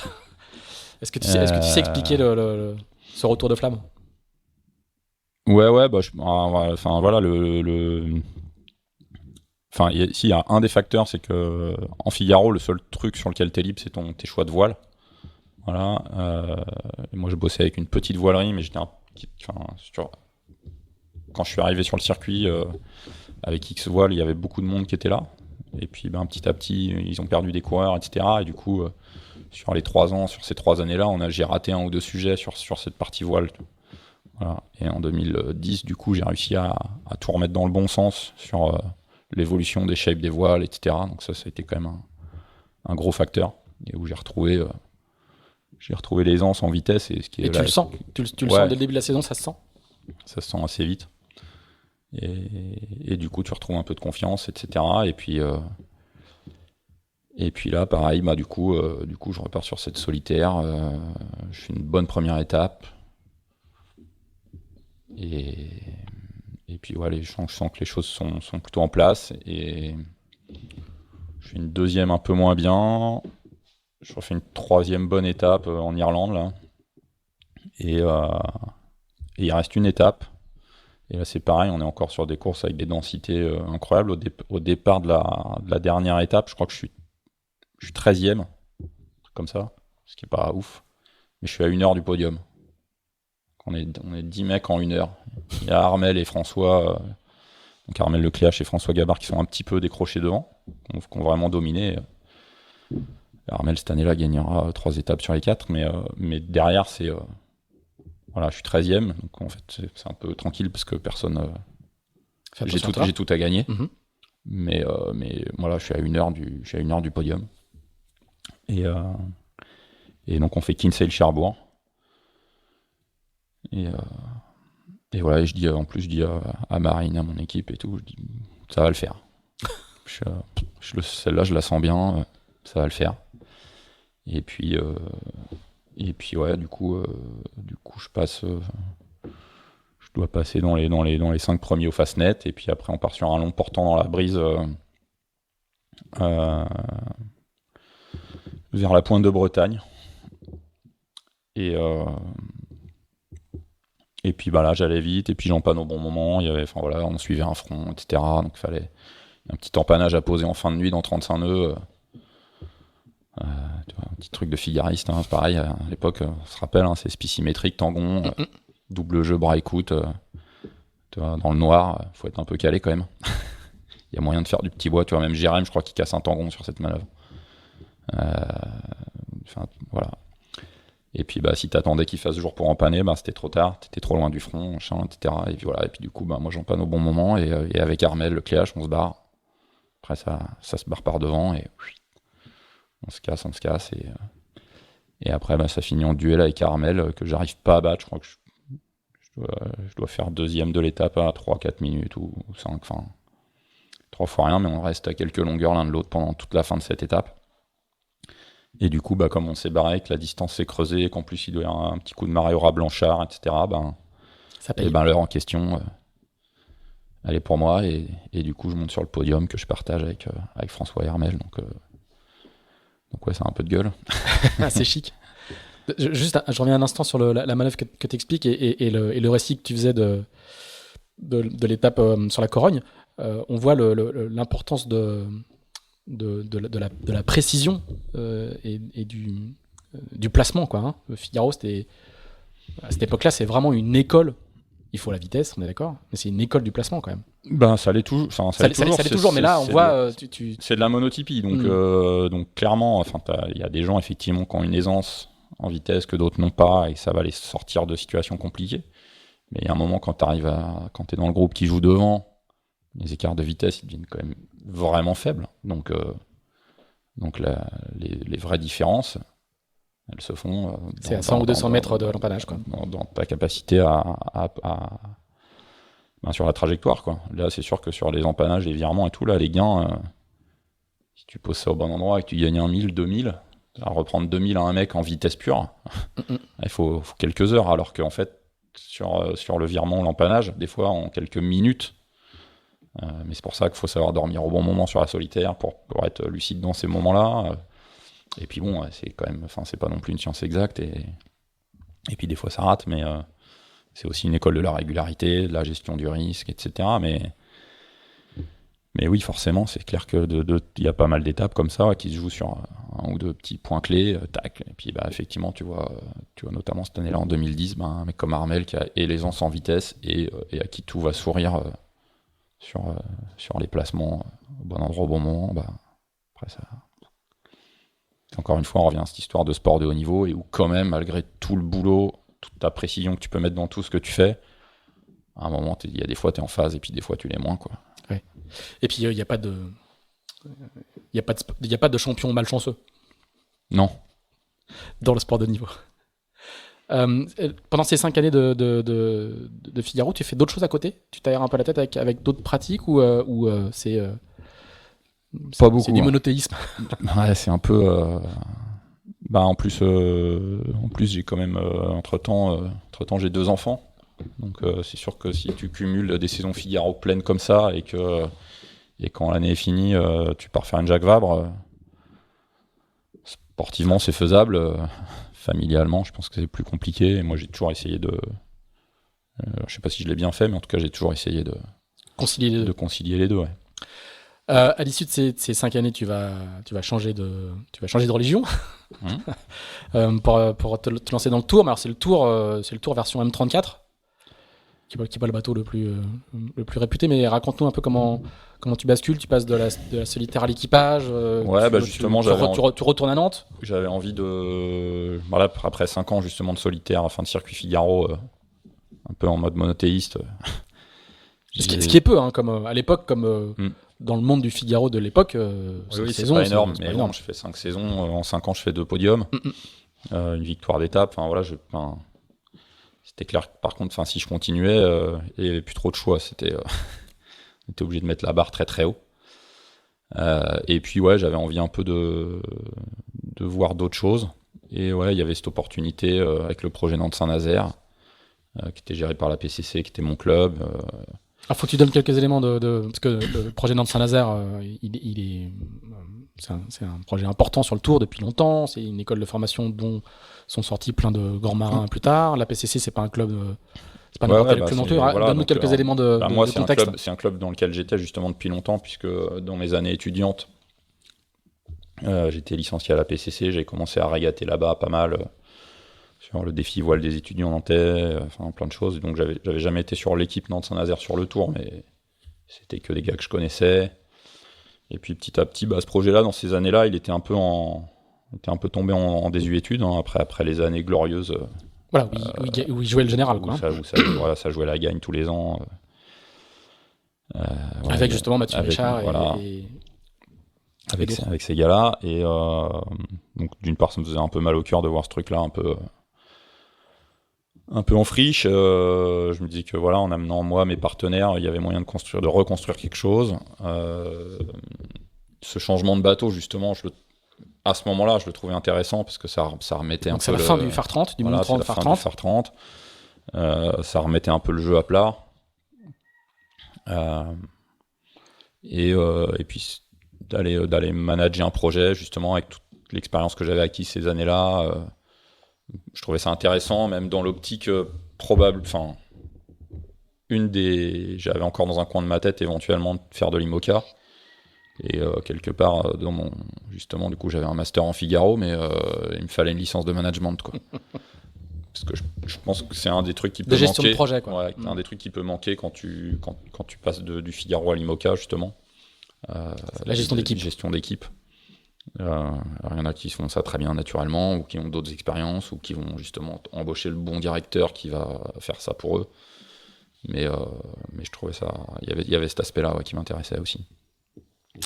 Donc voilà, du coup, je me suis jeté dans ce projet-là. Et encore une fois, ça a été hyper instructif. Après, j'ai pas atteint les objectifs que je m'étais fixé sportivement. Alors après, c'était compliqué. On était quand même, en fait, même en amenant des partenaires, on était quand même limite en moyens, et ça restait un projet de formation. Donc c'était une équipe semi-pro, il y avait quelques pros à bord et pas mal de jeunes. Et l'idée, c'était de les former. Et on a même si sportivement, on n'a pas fait ce que j'espérais qu'on ferait. On a vécu plein de bons moments, en tout cas, c'était et puis il y a eu quand même, il y a 3 saisons, quelques mecs qui sont passés à bord. On a réussi, c'était Jean-Baptiste Jolet qui a repris le projet derrière et qui maintenant est directeur du projet Primonial. Du coup, qui est passé par chez nous avant de pouvoir. Ça a donné des suites pour JB, donc c'est cool. Je suis assez fier d'avoir fait passer ses premières nuits en mer à Binche-du-Treux sur ce projet-là. Ça c'est le premier tour en 2011 où au bout d'une semaine en Manche il me dit ton truc de course au large, naviguer la nuit et tout ça, je le sens pas trop. Bien sûr. C'est ce qu'il m'a dit. Ouais. Et on en rigole encore. Et pas mal d'autres. Et donc c'était chouette, pas simple. Gestion d'équipe, c'est pas simple. Tu mets de l'humain, tout devient plus compliqué. Mais Et ça t'a plu cette partie management justement ? Ouais, c'était vraiment intéressant. Ouais. Après, encore une fois, là, c'est vraiment compliqué quand tu es sur du pro-am, du pro-amateur, mixte. Tu peux pas demander la même chose à tout le monde. Il y a un petit côté frustrant. Et les mecs, ils sont étudiants ou ils commencent dans la vie active. Ils sont pas full dispo, et ce qui est normal. Et du coup, tu es obligé de jongler avec beaucoup de paramètres. Et puis, tu peux pas mettre le même niveau d'exigence partout pour tout le monde, etc. Tout ça, c'est que c'est plus compliqué, je pense, à gérer que gérer un projet pro, quoi. Qu'une équipe pro, ouais. Tu peux avoir un niveau d'exigence homogène pour tout le monde, quoi. Tu vas retourner au Figaro après ? Ouais. Par défaut ou par plaisir Pour le coup, là, à ce moment-là, je me dis que j'ai vraiment envie de faire le Vendée Globe 2016. Donc on est la fin de saison 2013. Fin 2013. Saison 2014. Voilà, moi, je m'étais engagé sur le projet Nantes Saint-Nazaire pour 3 ans. Et tu fais que ça, hein. Et donc, je fais les 3 ans, je rends les clés du camion, en ayant remis quand même le projet un petit peu sur des bons rails, même si, encore une fois, tout n'était pas parfait, loin de là. Et puis du coup, je me dis que voilà, j'ai vraiment envie de faire le Vendée Globe 2016 et donc je me mets en chasse là-dessus, bateau, partenaire, etc. Et qu'en attendant, la meilleure chose que j'ai à faire pour m'occuper sainement, c'est de retourner faire la solitaire. Il y a un papier sur le site du Vendée Globe en 2014 qui est Corentin Douguet, candidat naturel au Vendée Globe. Ben voilà, mais tu vois, je suis resté à l'étape de candidat. Et voilà, et puis après ça s'est pas fait, mais du coup je suis revenu sur le circuit Figaro, et pareil avec dans le coup sans réussir vraiment mais pareil, il y a eu pas mal de bricolage. Enfin voilà, j'ai vraiment eu du mal à restructurer un projet, enfin retrouver des partenaires vraiment à la hauteur de mes ambitions. Donc tu vois, j'ai fait 2-3 ans comme ça. Il y a eu une année où j'ai filé mon bateau à Simon Troel, qui était mon préparateur l'année d'avant, parce que j'avais pas envie de refaire un projet un peu bricolé. Et du coup, ces années-là, les saisons Figaro, c'est la question tout à l'heure, hein, tu le fais par obligation, parce qu'il y a que ça, ou quand même avec toujours avec l'envie de bien faire, et puis quand même du plaisir. Mais ouais, là à ce moment-là, je suis un peu dans une phase où, tu vois, c'est un peu plus compliqué. Ouais, j'arrive pas vraiment à structurer le projet. Du coup, je fais des saisons un peu minimalistes, où t'as pas les moyens de faire toutes les courses et de tout faire bien. Donc c'est un peu plus compliqué comme phase, ouais. Et dans cette période-là, tu essaies de te diversifier un petit peu ? À mon âge, j'ai des troubles de la mémoire. Non, il y a un peu de classe 40. Je vois une nave en classe 40 avec Phil Sharp en 2017. Ouais, en 2017, justement, c'est l'année où je file mon bateau à Simon, mais où je gère quand même son projet. Je vais naviguer effectivement un peu en classe 40 avec Phil. C'était très sympa. Chouette mec. Qu'est-ce que j'ai fait d'autre dans ces années-là ? Je sais plus trop. Tu commences à faire un peu de routage quand même aussi. Le routage, ça a commencé en fait fin 2006. Voilà. En 2005, quand j'ai préparé la Mini, j'ai préparé ça à La Rochelle. Et c'était un certain Jean-Yves B. Jean-Yves Bernot. Jean-Yves Bernot qui nous préparait les bulletins météo. Et puis donc 2006, je fais ma première saison Figaro, et fin 2006, Jean-Yves m'appelle et me demande si je veux venir faire grouillot chez lui pendant la route du Rhum 2006. Donc, j'ai pas beaucoup hésité. Et donc j'ai fait la route du Rhum 2006 chez Jean-Yves comme stagiaire, quoi. Comme il fait souvent en fait avec des jeunes marins. Ben voilà, avec les jeunes marins avec qui il a croisé, et où il se dit tiens, il y a peut-être un truc à creuser. Tu vois, et puis donc ça c'était en 2006, et puis là cette année on a encore fait ensemble les bulletins de pré-départ de Holcim PRB sur The Ocean Race, donc et on a fait le routage de François Gabard ensemble avec Julien Villon aussi sur le record autour du monde. Ça c'était en 2017 d'ailleurs. Tu vois, on en était là. Et du coup tu vas entre 2006 et 2017, tu vas souvent faire comme ça des piges de routage l'hiver ou Ouais, de plus ou moins. Enfin, c'est pareil, c'est assez irrégulier, mais oui, j'en fais. Et puis là, ces dernières années, effectivement, j'en ai fait de plus en plus. Mais oui, parce que c'est quelque chose qui m'intéresse. À l'époque, en plus, à chaque fois, c'est avec Jean-Yves que je l'ai fait, et donc forcément, t'apprends une montagne de trucs, quoi.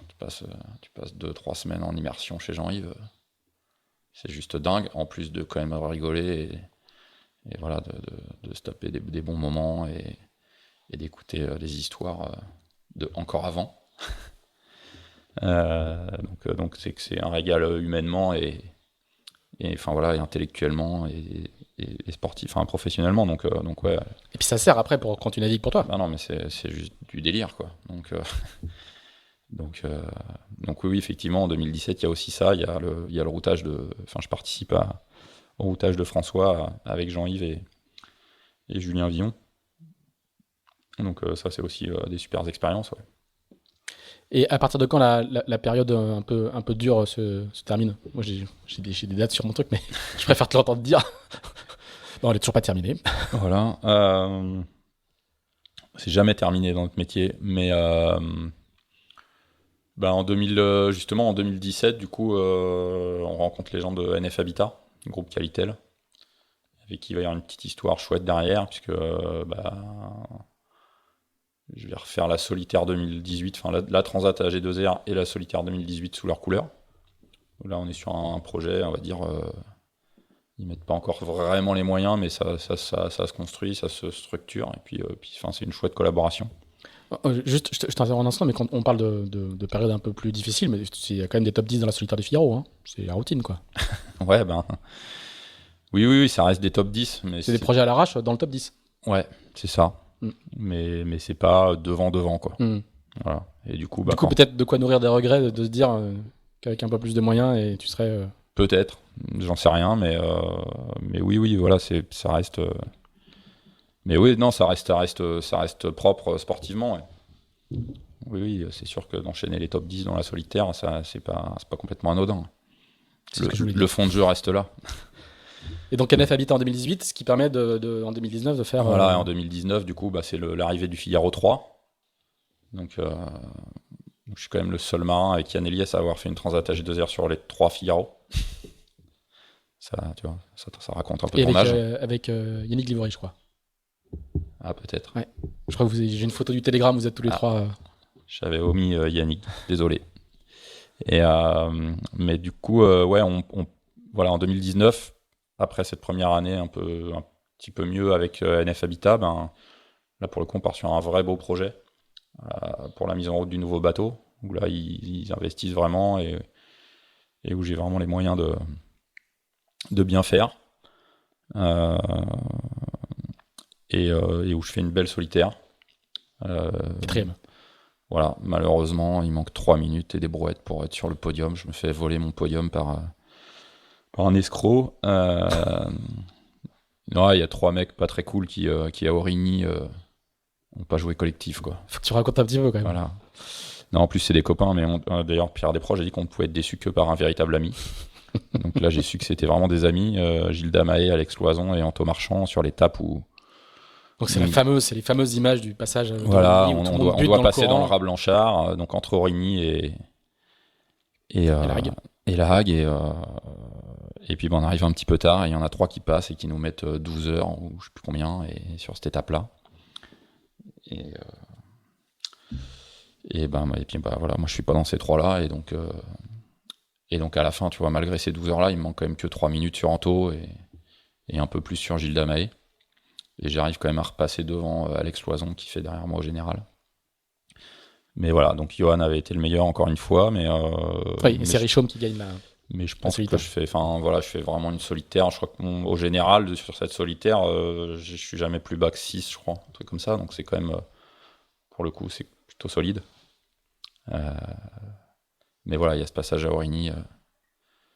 Je fais podium sur la dernière étape. Enfin bref, pour le coup, ça fait partie des Solitaires vraiment hyper satisfaisantes sportivement, même si à la fin, il manque. Parce qu'un podium n'aurait pas été volé. J'avais pas fait ce qu'il fallait pour battre Johan, mais le podium, il n'aurait pas été volé. Et puis elle était assez dingo à suivre. Ouais, elle était géniale. Les étapes ont été vraiment folles. Et puis encore là, on était revenu sur un truc où on était repassé à, je sais plus, on était combien, 50 ou... Un truc comme ça, ouais. Nouveau bateau, quoi. Voilà, avec encore une fois tous les cadors et je sais pas combien d'anciens vainqueurs qui étaient là. Donc Ouais, elle était assez incroyable, ouais, cette solitaire. Et on parlait des up and down, c'est pas là où ton bateau tape une bouée et coule? Enfin, c'est pas la solitaire, mais c'est le convoyage. Juste après la juste solitaire, après. pour aller sur le Tour de Bretagne, ouais. C'est pas mal ça. Ouais, ça c'était assez hardcore, ouais. C'était, on finissait la saison par le Tour de Bretagne, et donc j'avais 2 gars qui convoyaient le bateau au départ du Tour, qui était à Saint-Quay, je crois, quelque part par là. Et c'est pareil, je m'en souviens assez bien, parce que c'était le jour de la rentrée de mon 2e fils au collège. J'étais dans la cour du collège. Et là, je vois mon téléphone qui sonne, et c'était les gars qui m'appelaient. Et je faisais la rentrée au collège, et après, je filais en voiture à Saint-Quay les retrouver pour préparer le départ. Et je me dis, ils m'appellent pour me dire qu'ils sont timing et que tout se passe comme prévu, quoi. Et puis, non, en fait, le coup de fil, c'est pas ça, quoi. C'est, là, en fait, on est à bord de CMB. Il y a Ronan Tressard qui nous a récupérés avec Tom Laperche, et le bateau flotte entre 2 eaux. La SNSM arrive. Effectivement, c'est pas drôle, mais c'était pas ça le projet. Et voilà, en fait, ils se sont pris une cardinale non éclairée, comme il en existe, qui sont un peu une aberration, hein, puisque tu mets un truc flottant à une position non définie pour marquer un caillou qui lui a une position définie, mais tu l'éclaires pas, et c'est en fer. Donc à l'heure où tout le monde a une carto sur son téléphone ou son iPad, en fait, ces bouées-là, elles devraient, soit on les éclaire, soit on les enlève, mais c'est un non-sens, mais bref. je crois que tu avais quand même réussi à prendre le départ du Tour de Bretagne Et avec un autre bateau. voilà, et du coup, là, on est à une semaine du départ, quoi. Donc le bateau finit par couler. Mais ils ont heurté la bouée de nuit au moteur, hein, donc il y a 3 nœuds de vent mer plate. Hein. Et devant la bervraque, bim, et le bateau finit au fond, quoi. Donc, le bateau finit au fond, les gars n'ont pas pu mettre une bouée, ou voilà, donc pas de repérage de l'épave. Donc moi, 2 heures après ça, forcément, je suis à la bervraque, et puis bon, il y a des plongeurs et tout, impossible de retrouver le bateau. Ah oui. Donc, impossible de retrouver le bateau. Donc là, il y a 2 dossiers. Il y a un dossier partenaire, machin, contrat, Tour de Bretagne prévu. Voilà. Donc là, il y a le bateau avec lequel Johan a gagné la solitaire, qui est sur le parking prêt à dégainer. Donc, que je loue à OC Sport. Un tarif raisonnable. Voilà, c'est Marine Derrien à l'époque qui gère la boutique, et voilà, on arrive à s'entendre, mais bon, faut quand même, faut pas mollir. Le bateau est à Lorient, hein, donc faut recommencer, hein, faut le redécorer. Voilà. Donc fort heureusement, je crois on n'avait pas toutes les voiles dans le bateau. C'était les voiles de convoyage essentiellement qui étaient à bord. Il devait y avoir 1 ou 2 voiles de course, mais voilà, c'était pas les voiles qu'on avait prévu d'utiliser pour le Tour de Bretagne. Mais bref, mission commando de ce côté-là, et de l'autre côté, en fait, quand tu coules un bateau, dans les heures qui suivent, l'État t'envoie une mise en demeure. Ah oui. Est-ce que tu crées un danger à la navigation? Donc tu dois tout mettre en œuvre pour renflouer l'épave et l'évacuer, quoi. Et donc là, fort heureusement, le bateau, en fait, il appartenait à Merconcept, l'écurie de François. Je l'avais loué à François. Et donc là, il y a quand même là, c'est là où tu es content d'avoir payé le prix fort dans ta loc, pour avoir en face de toi des gens compétents, sérieux et disponibles. Et donc c'est l'équipe de François, en fait, qui gère ça pendant que nous on fait notre mission commando sur le plan sportif. Sinon, ça aurait pas été possible s'ils n'avaient pas été là. Et ça a quand même duré. Ils ont mis 4 jours à retrouver l'épave, quoi. Ah oui. Ouais. Et le bateau a été renfloué? Alors du coup, pendant 4 jours, le bateau, en fait, il était posé au fond à taper sur les cailloux. Oh. Et donc le bateau, ouais, ils l'ont ressorti, mais pour le coup, on passe d'un truc où il devait y avoir un trou gros comme, je sais pas moi, enfin tu vois, peut-être une boule de pétanque, et puis voilà, tout l'avant du bateau, enfin le bateau il est détruit, quoi, détruit. Alors ce qui est dingue, c'est que tout est resté dedans, toutes les voiles, les sacs et tout, tu vois, en fait, c'est monté collé au pont, mais en fait on a tout récupéré, on n'a rien laissé dans l'eau, donc c'est plutôt une bonne nouvelle. Par contre, le bateau, c'est poubelle, quoi. Ah oui. Perte totale. Il y a des photos qui avaient circulé, enfin c'était un carnage. Mais donc oui, c'est sûr que là, tu passes d'une belle solitaire à une mission compliquée. Et du coup, on fait un tour de Bretagne chouette, mais pas. Et à la fin, ça commençait vraiment bien. Mais j'avais l'esprit un peu occupé, et le temps de trouver nos marques sur le bateau, etc. Voilà. Et puis après là, on arrive à l'année Covid. Donc, Ouais, tu fais un petit peu de multi 50 avec. Ouais, dans ces moments-là, je fais pas mal de multi 50 avec Thibaut Vauchel, parce que je récupère le routage. Je récupère le routage de Thibaut au milieu de la Jacques Vabre 2019. Ah bon? Ouais. Donc, Thibaut, c'est un Guadeloupéen, donc c'est des orgas guadeloupéennes. Et du coup, ils avaient prévu un routeur, mais pas jusqu'au bout. Et puis finalement, ils se sont rendus compte que ça allait être mieux de finir quand même avec un routeur. Et voilà, et donc ils appellent Jean-Yves en milieu de Jacques Vabre qui leur dit non les gars, moi c'est pas possible, mais appelez Corentin. Donc ma collaboration avec Thibaut, elle démarre comme ça. Ouais. Il est où à ce moment-là? Il est à quel. Ils sont pendant la course. Oui, j'ai compris, Ouais. mais à quel. Ils sont Ils sont en approche Cap Vert. Ah ouais, parfait. Il y a juste un poteau noir à gérer, tu vois, 3 fois rien quoi. La bonne EP commando quoi. Ouais. Et voilà, mais c'était rigolo, et puis ça s'est bien passé, et du coup, effectivement, en 2020-2021, on a continué à collaborer ensemble derrière, et c'était chouette, ouais. Et tu vas naviguer un peu aussi Ouais, du coup, je naviguais avec lui en 2020, alors la saison, elle est un peu compliquée, la saison 2020 pour tout le monde, mais ouais, je navigue pas mal avec eux, on fait la Dream Cup en 2020, on fait du Pro Sailing Tour en 2021, et je fais le routage de la Jacques Vabre aussi en 2021, ouais, avec Thibaut. Donc pas mal de naves en multi 50 et c'est vrai que pour le coup c'est vraiment un super circuit et des super bateaux. Ouais. Tu fais un peu de classe. Tu continues à faire tout petit peu de classe 40. Je vois un Fastnet avec Luc Berry en 2019. Ouais, aussi. Il y a une petite idée qui tourne dans la tête ou pas du tout, pas encore? Non, là, pas du tout à ce moment-là. Qu'est-ce que Luc me propose ça 2019, je sais plus. Ouais, là, ça devait être des solitaires tard dans la saison, je pense. Et ouais, Luc me propose ça, et du coup je vais faire le Fastnet, on gagne le Fastnet et voilà. Et on se régale. Et puis ça fait partie des épreuves que t'es content d'accrocher à ton palmarès aussi, hein. C'est quand même mythique le Fastnet. Donc, chic. Donc ouais, puis on s'était bien marré, on était 4 à bord, il y avait aussi Fred Denis, et que j'avais eu sur mon bateau pendant le Tour de France aussi, avant qu'il gagne la Mini.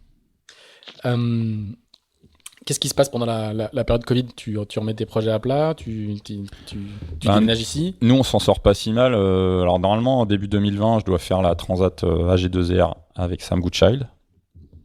On commence à se préparer, et puis voilà, tout s'arrête. Et j'ai toujours NF Habitat qui, avant Covid, avait quand même un peu dû réduire la voilure. Et du coup, on avait décidé qu'on ferait que la solitaire. Donc, coup de bol. La solitaire se fait quand même en 2020. Je l'ai pas dans ma fiche. Hein, mais tu l'as pas dans ta fiche, la solitaire 2020. Alors elle est rigolote aussi, celle-là.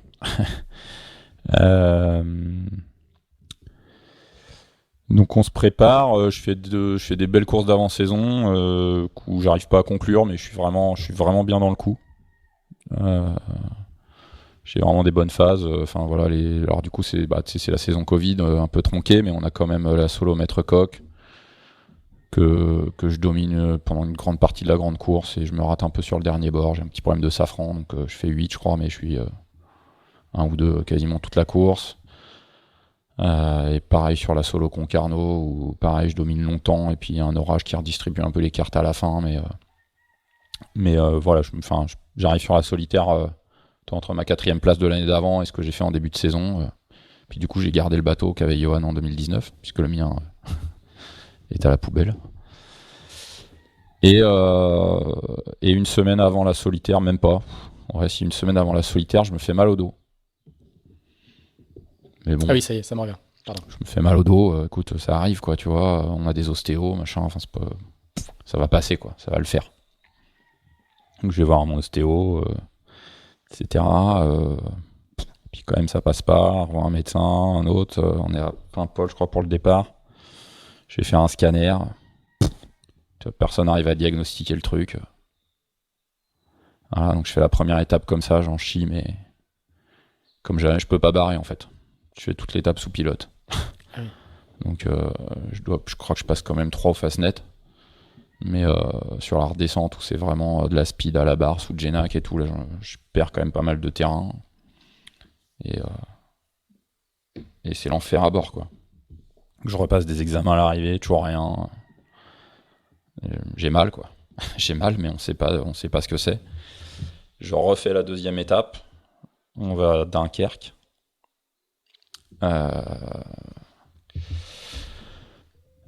va à Dunkerque. Et là, pareil, c'est l'enfer. Enfin, tout ça n'a aucun sens. Je dois faire, je sais pas, 10, 15. Mais c'est même pas le sujet, quoi. Et puis, et là, à l'arrivée à Dunkerque, le lendemain, je passe la journée à Lille dans une grosse clinique. Où là, je vois, pour le coup, là, que des mecs qui ont bac plus 20, là. Je vois tous les spécialistes de la clinique, de tout. Je passe scanner, IRM, tout ce que tu veux. Et j'y passe la journée. Hein. Et à 16h, un truc comme ça, les mecs me disent vous avez rien, quoi. Enfin, tu te dis, ouais, alors là, on est vraiment dans la merde. Ils me disent on voit bien que c'est pas, vous trichez pas. Hein. Vous avez mal, il n'y a pas de problème. Hein. C'est pas pour la com. Mais voilà. Et au moment où je suis sur le parking de la clinique, je vais repartir. Et là, le secrétariat de la clinique me rappelle en me disant ça y est, on a trouvé.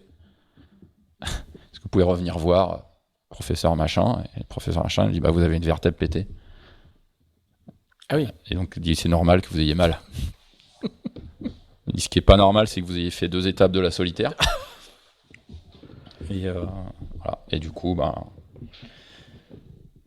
fait, soit je le fais à la Nadal, hein, sous infiltration, soit je rentre chez moi, quoi.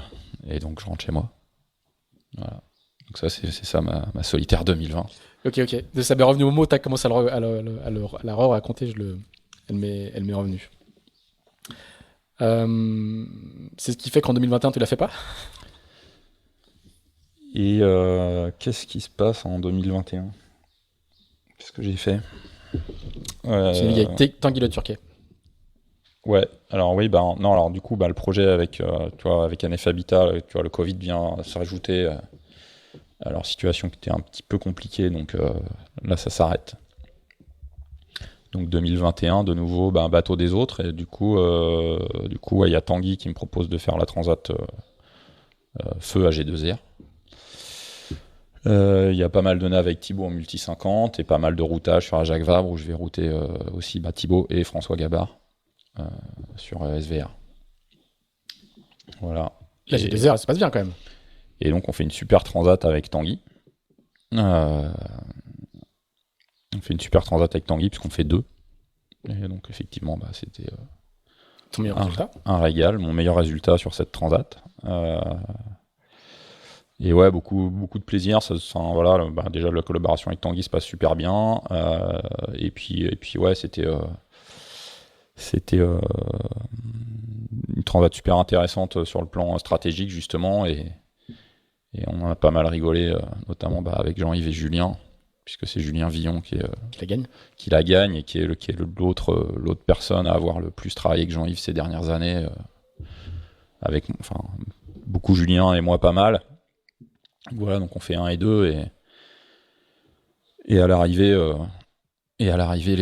les sudistes énervés nous disent qu'on a eu du bol et Jean-Yves nous dit mais ça c'est l'histoire de ma vie les gars. Et il me dit mais ça reste un argument de vente, hein. Un mec qui a tout le temps du bol, embauche-le, hein. Même si tu penses que c'est du bol. Et voilà, donc ça nous a fait bien marrer tous les trois et à partir de quel moment le projet Classe 40 il naît dans ton esprit? Et là, en fait, le projet Classe 40, il est déjà plus que né, parce qu'en fait, heureusement que t'es là, hein, ce que je t'ai dit, les troubles de la mémoire. En fait, le projet Classe 40, il naît en 2020. Je suis là pour toi. Il naît en 2020, le projet Classe 40. Voilà. Enfin, de se dire... Tu peux faire un petit flashback. Voilà, je vais construire un bateau pour gagner la Route du Rhum 2022. Alors moi, j'ai 2 questions. La première, c'est comment explique-moi, dans l'intérieur, comment les figaristes ont fini par s'intéresser à la Classe 40. Et 2, comment toi, tu fais ce chemin-là? Parce que ce mouvement-là est tout récent. Déshabille en partie la classe aujourd'hui.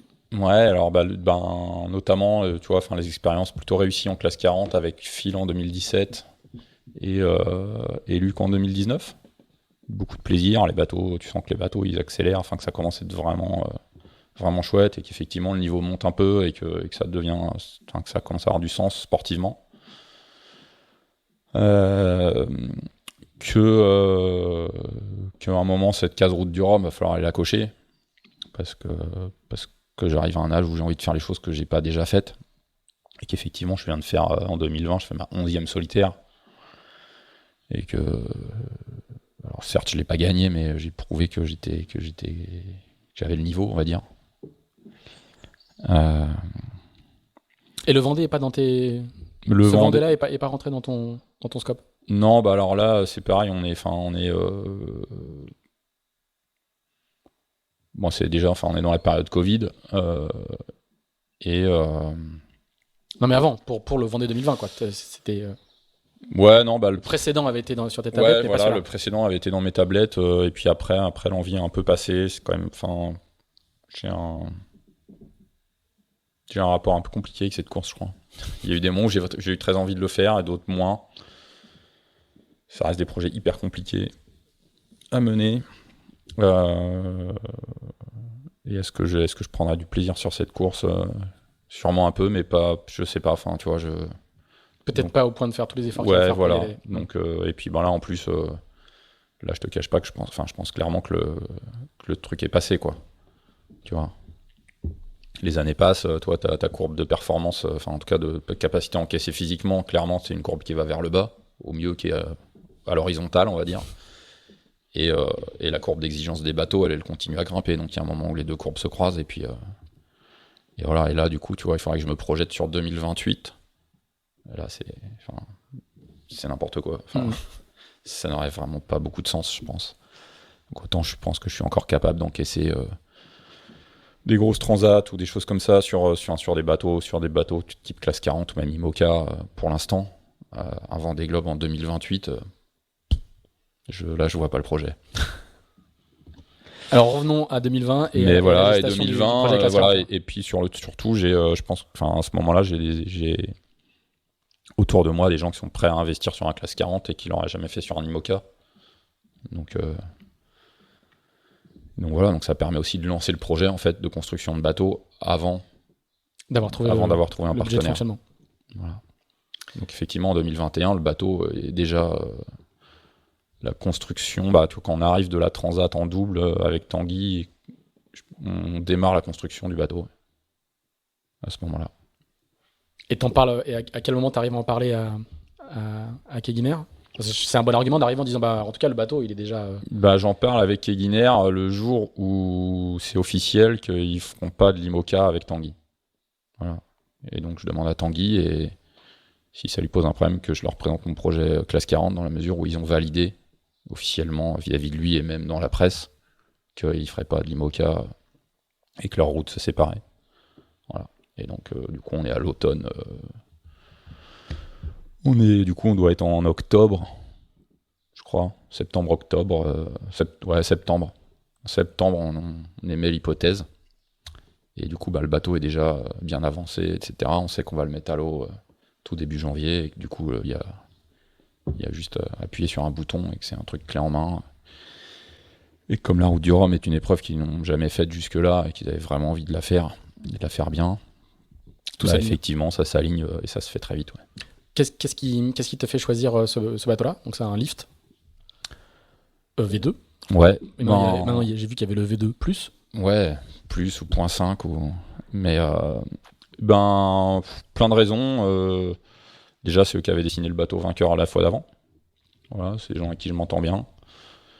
Et puis, clairement le design. Et puis de ce que je voyais du design, on avait pas mal discuté avec Johan, notamment qui à l'époque n'avait pas de projet classe 40 dans la tête, puisqu'il était déjà sur son projet IMOCA. Et il m'avait pas mal poussé vers ça. Donc j'étais assez convaincu par le design. Voilà, c'était le cabinet qui avait dessiné le bateau vainqueur. Et puis en plus, à un moment, ça s'est aligné aussi avec les dispos de chantier. Mm-hmm. Parce que souvent dans ces projets-là, quand tu es sur une échelle de temps, le choix est contraint. Oui. Le choix peut être contraint par ça, parce que là on était finalement quand même déjà assez court. Moi je voulais vraiment avoir un bateau, idéalement même au début quand j'ai lancé le projet, l'idée c'était d'avoir un bateau pour la Jacques Vabre. Puis bon, finalement on a assez vite vu que ce serait pas possible, mais en tout cas je voulais un bateau vraiment tout début 2022 au plus tard. Et voilà, et du coup, ça s'est aligné là-dessus et j'ai pas regretté mon choix à aucun moment, quoi. Tu vas gagner ou faire podium sur toutes les courses avant la Route du Rhum. Tu nous racontes un petit peu la Route du Rhum parce que donc spoiler, tu finis troisième après une assez belle bagarre. Derrière, Johan Richomme qui réalise le doublé. Je me souviens de ton état physique à l'arrivée. Vous avez tiré sur les bons hommes et tu t'as vraiment raconté à quel point les bateaux étaient durs, quoi. C'est pas qu'on a découvert que les nouveaux classes 40 étaient durs, mais là, vous, qui êtes des navigateurs d'expérience, vous l'avez vraiment formalisé devant les caméras et on a bien compris que c'était. On a l'impression d'entendre les coureurs en IMOCA il y a 8 ans, quoi. Ouais, ben oui, les bateaux sont super durs. Ouais. Ça, c'est rien de le dire. En tout cas, nos bateaux, et Johan et moi, puisqu'on avait quasiment le même bateau. Ouais. Le bateau est vraiment dur au portant quand ça bombarde. Il y a quand même des sacrés arrêts buffets. J'ai traversé le bateau quelques fois. Je suis arrivé avec quelques bleus assez intéressants. Et donc ouais, c'était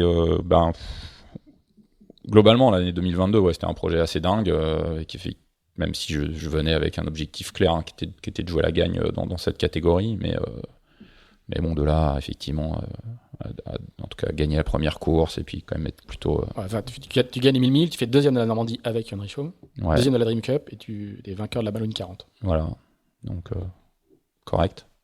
Et mon plus mauvais résultat, c'est sur la Route du Rhum où je fais 3. Et ouais, bah écoute, mais ça reste une année incroyable sportivement. Pareil, encore appris énormément de choses sur ces bateaux. Parce que ce qui est chouette dans le classe 40, c'est que tu passes dans les problématiques de gros bateaux. Ça se gère comme un projet de petit bateau. Ça reste léger. Tu vois, t'as un préparateur et puis éventuellement une personne un peu en plus sur la logistique ou des choses comme ça si t'as un peu de moyens, mais tu restes dans des problématiques de petits projets. En revanche, en termes de navigation, tu rentres dans les problématiques de gros bateaux, ce qui est intéressant techniquement. Tu veux dire en termes de développement et de... Ouais, et puis de manœuvre, tu vois, en Figaro, quand tu vois un grain arriver, t'attends. Ouais, tout à fait.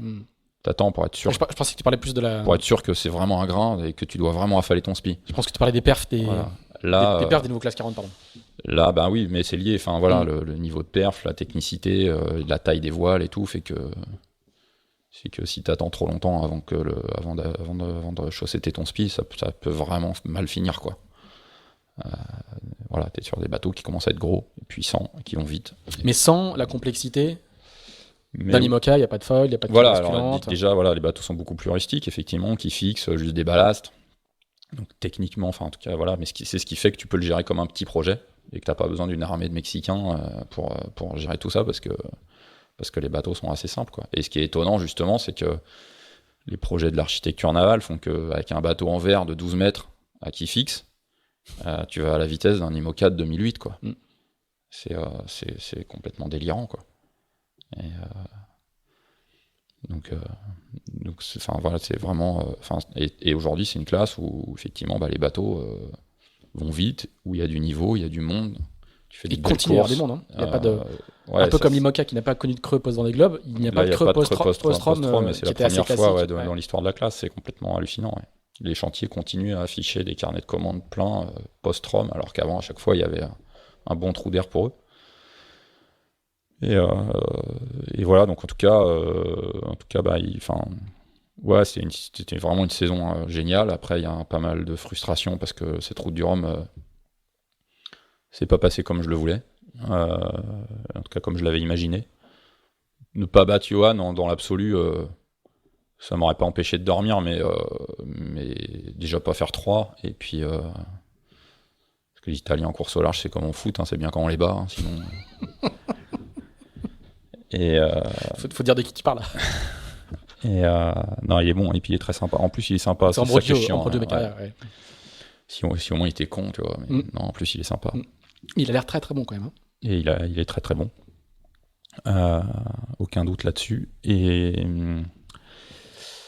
Mais non, c'était juste de finir aussi loin en fait, parce que j'ai 2-3 emmerdes techniques qui me pourrissent un peu la tête et qui me contrarie à des moments clés.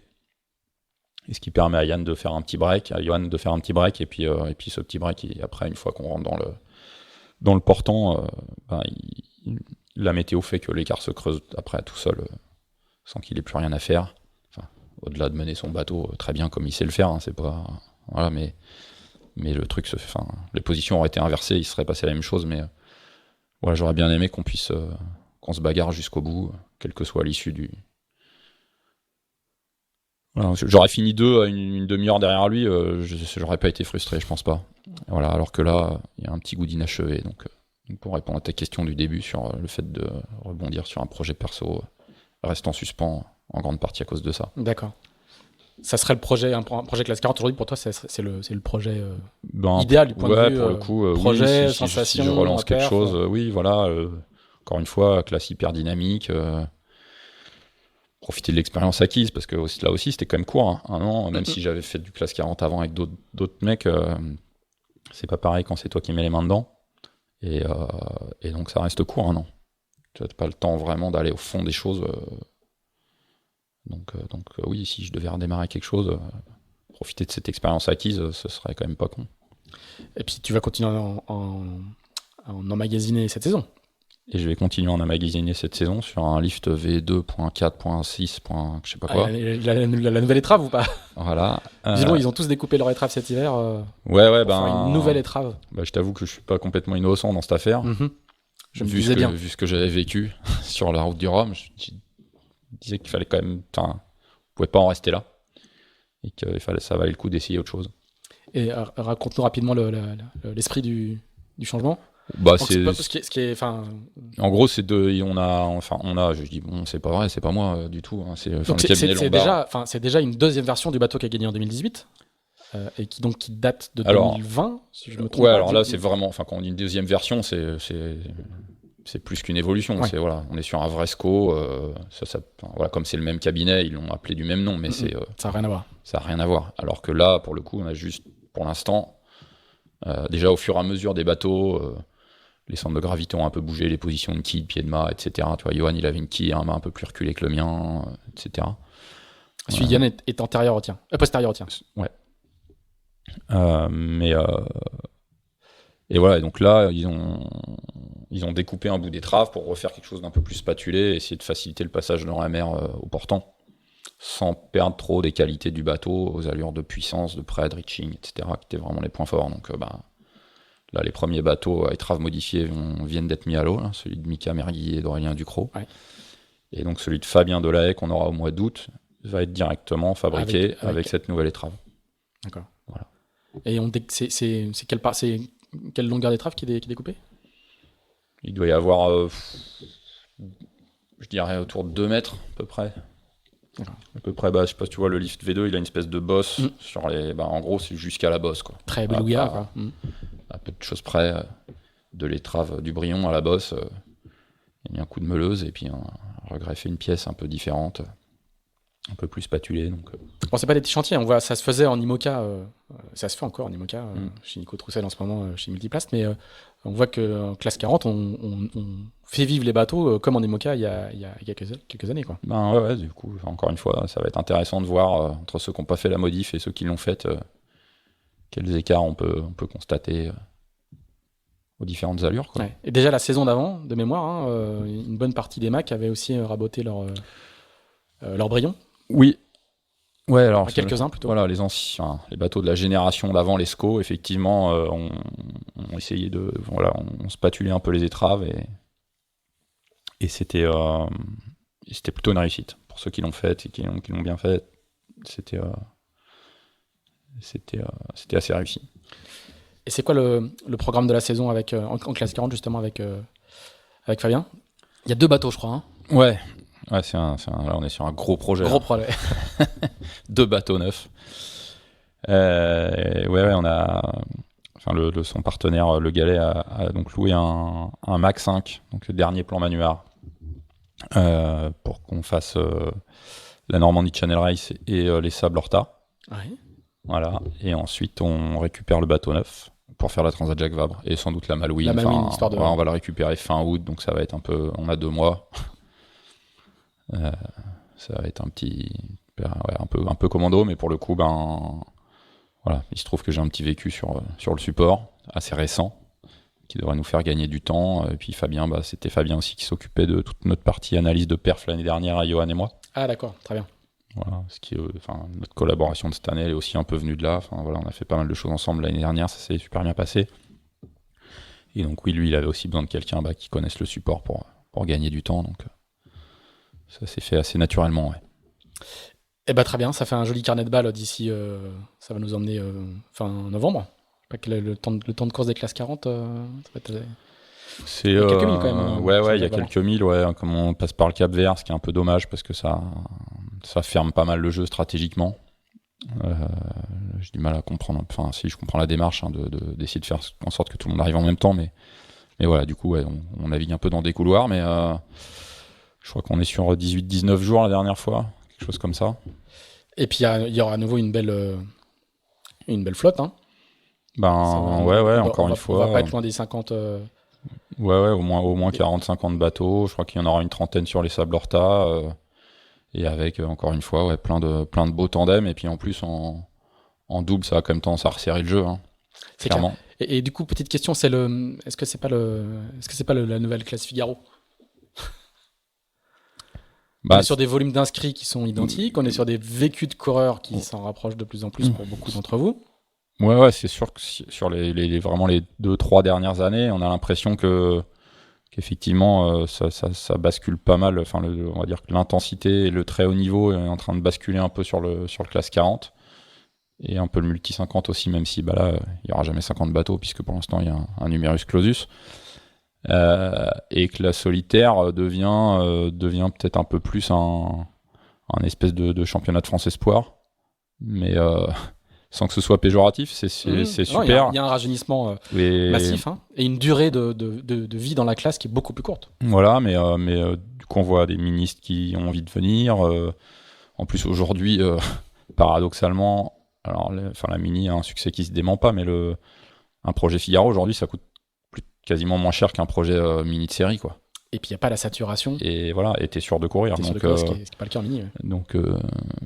Donc ça devient intéressant, et même je pense que ce soit pour des ministres, voire même des amateurs un peu éclairés.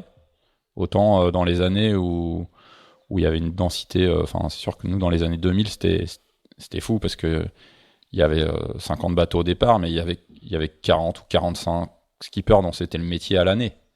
Donc quand tu venais là en amateur... Et 25 prétendants à la victoire. T'étais sûr d'être au fond du quart, mais à tous les coups, quoi. Parce qu'en face de toi, t'avais que des gens qui naviguaient toute l'année, qui bossaient le truc. Aujourd'hui, peut-être que pour des amateurs bien éclairés, il y a de nouveau une place sur le circuit Figaro, quoi. Comme ça l'a été par le passé.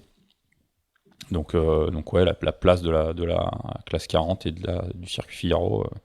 sont peut-être différentes, mais ça reste intéressant et il faut que le circuit Figaro vive et ce serait bien qu'effectivement aussi cette idée de Tour de France à la voile sur le même support. Moi j'étais déjà pour avant le M34 quand j'étais en Figaro 2. J'étais d'accord pour dire que d'avoir un support pour ces deux courses-là semblait une évidence pour plein de raisons, quoi. Voilà, pour ceux qui n'ont pas tout suivi, le Tour de France à la voile vient se plugger sur le Tour de Bretagne.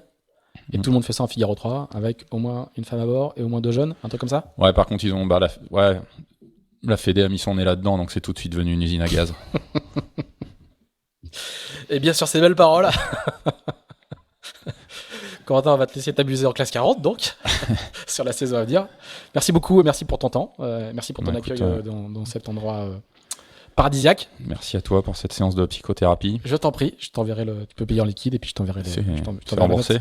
Si t'as une bonne mutuelle, ouais. C'est une partie du business des podcasts, tu sais. Bon, merci beaucoup, à bientôt sur l'eau.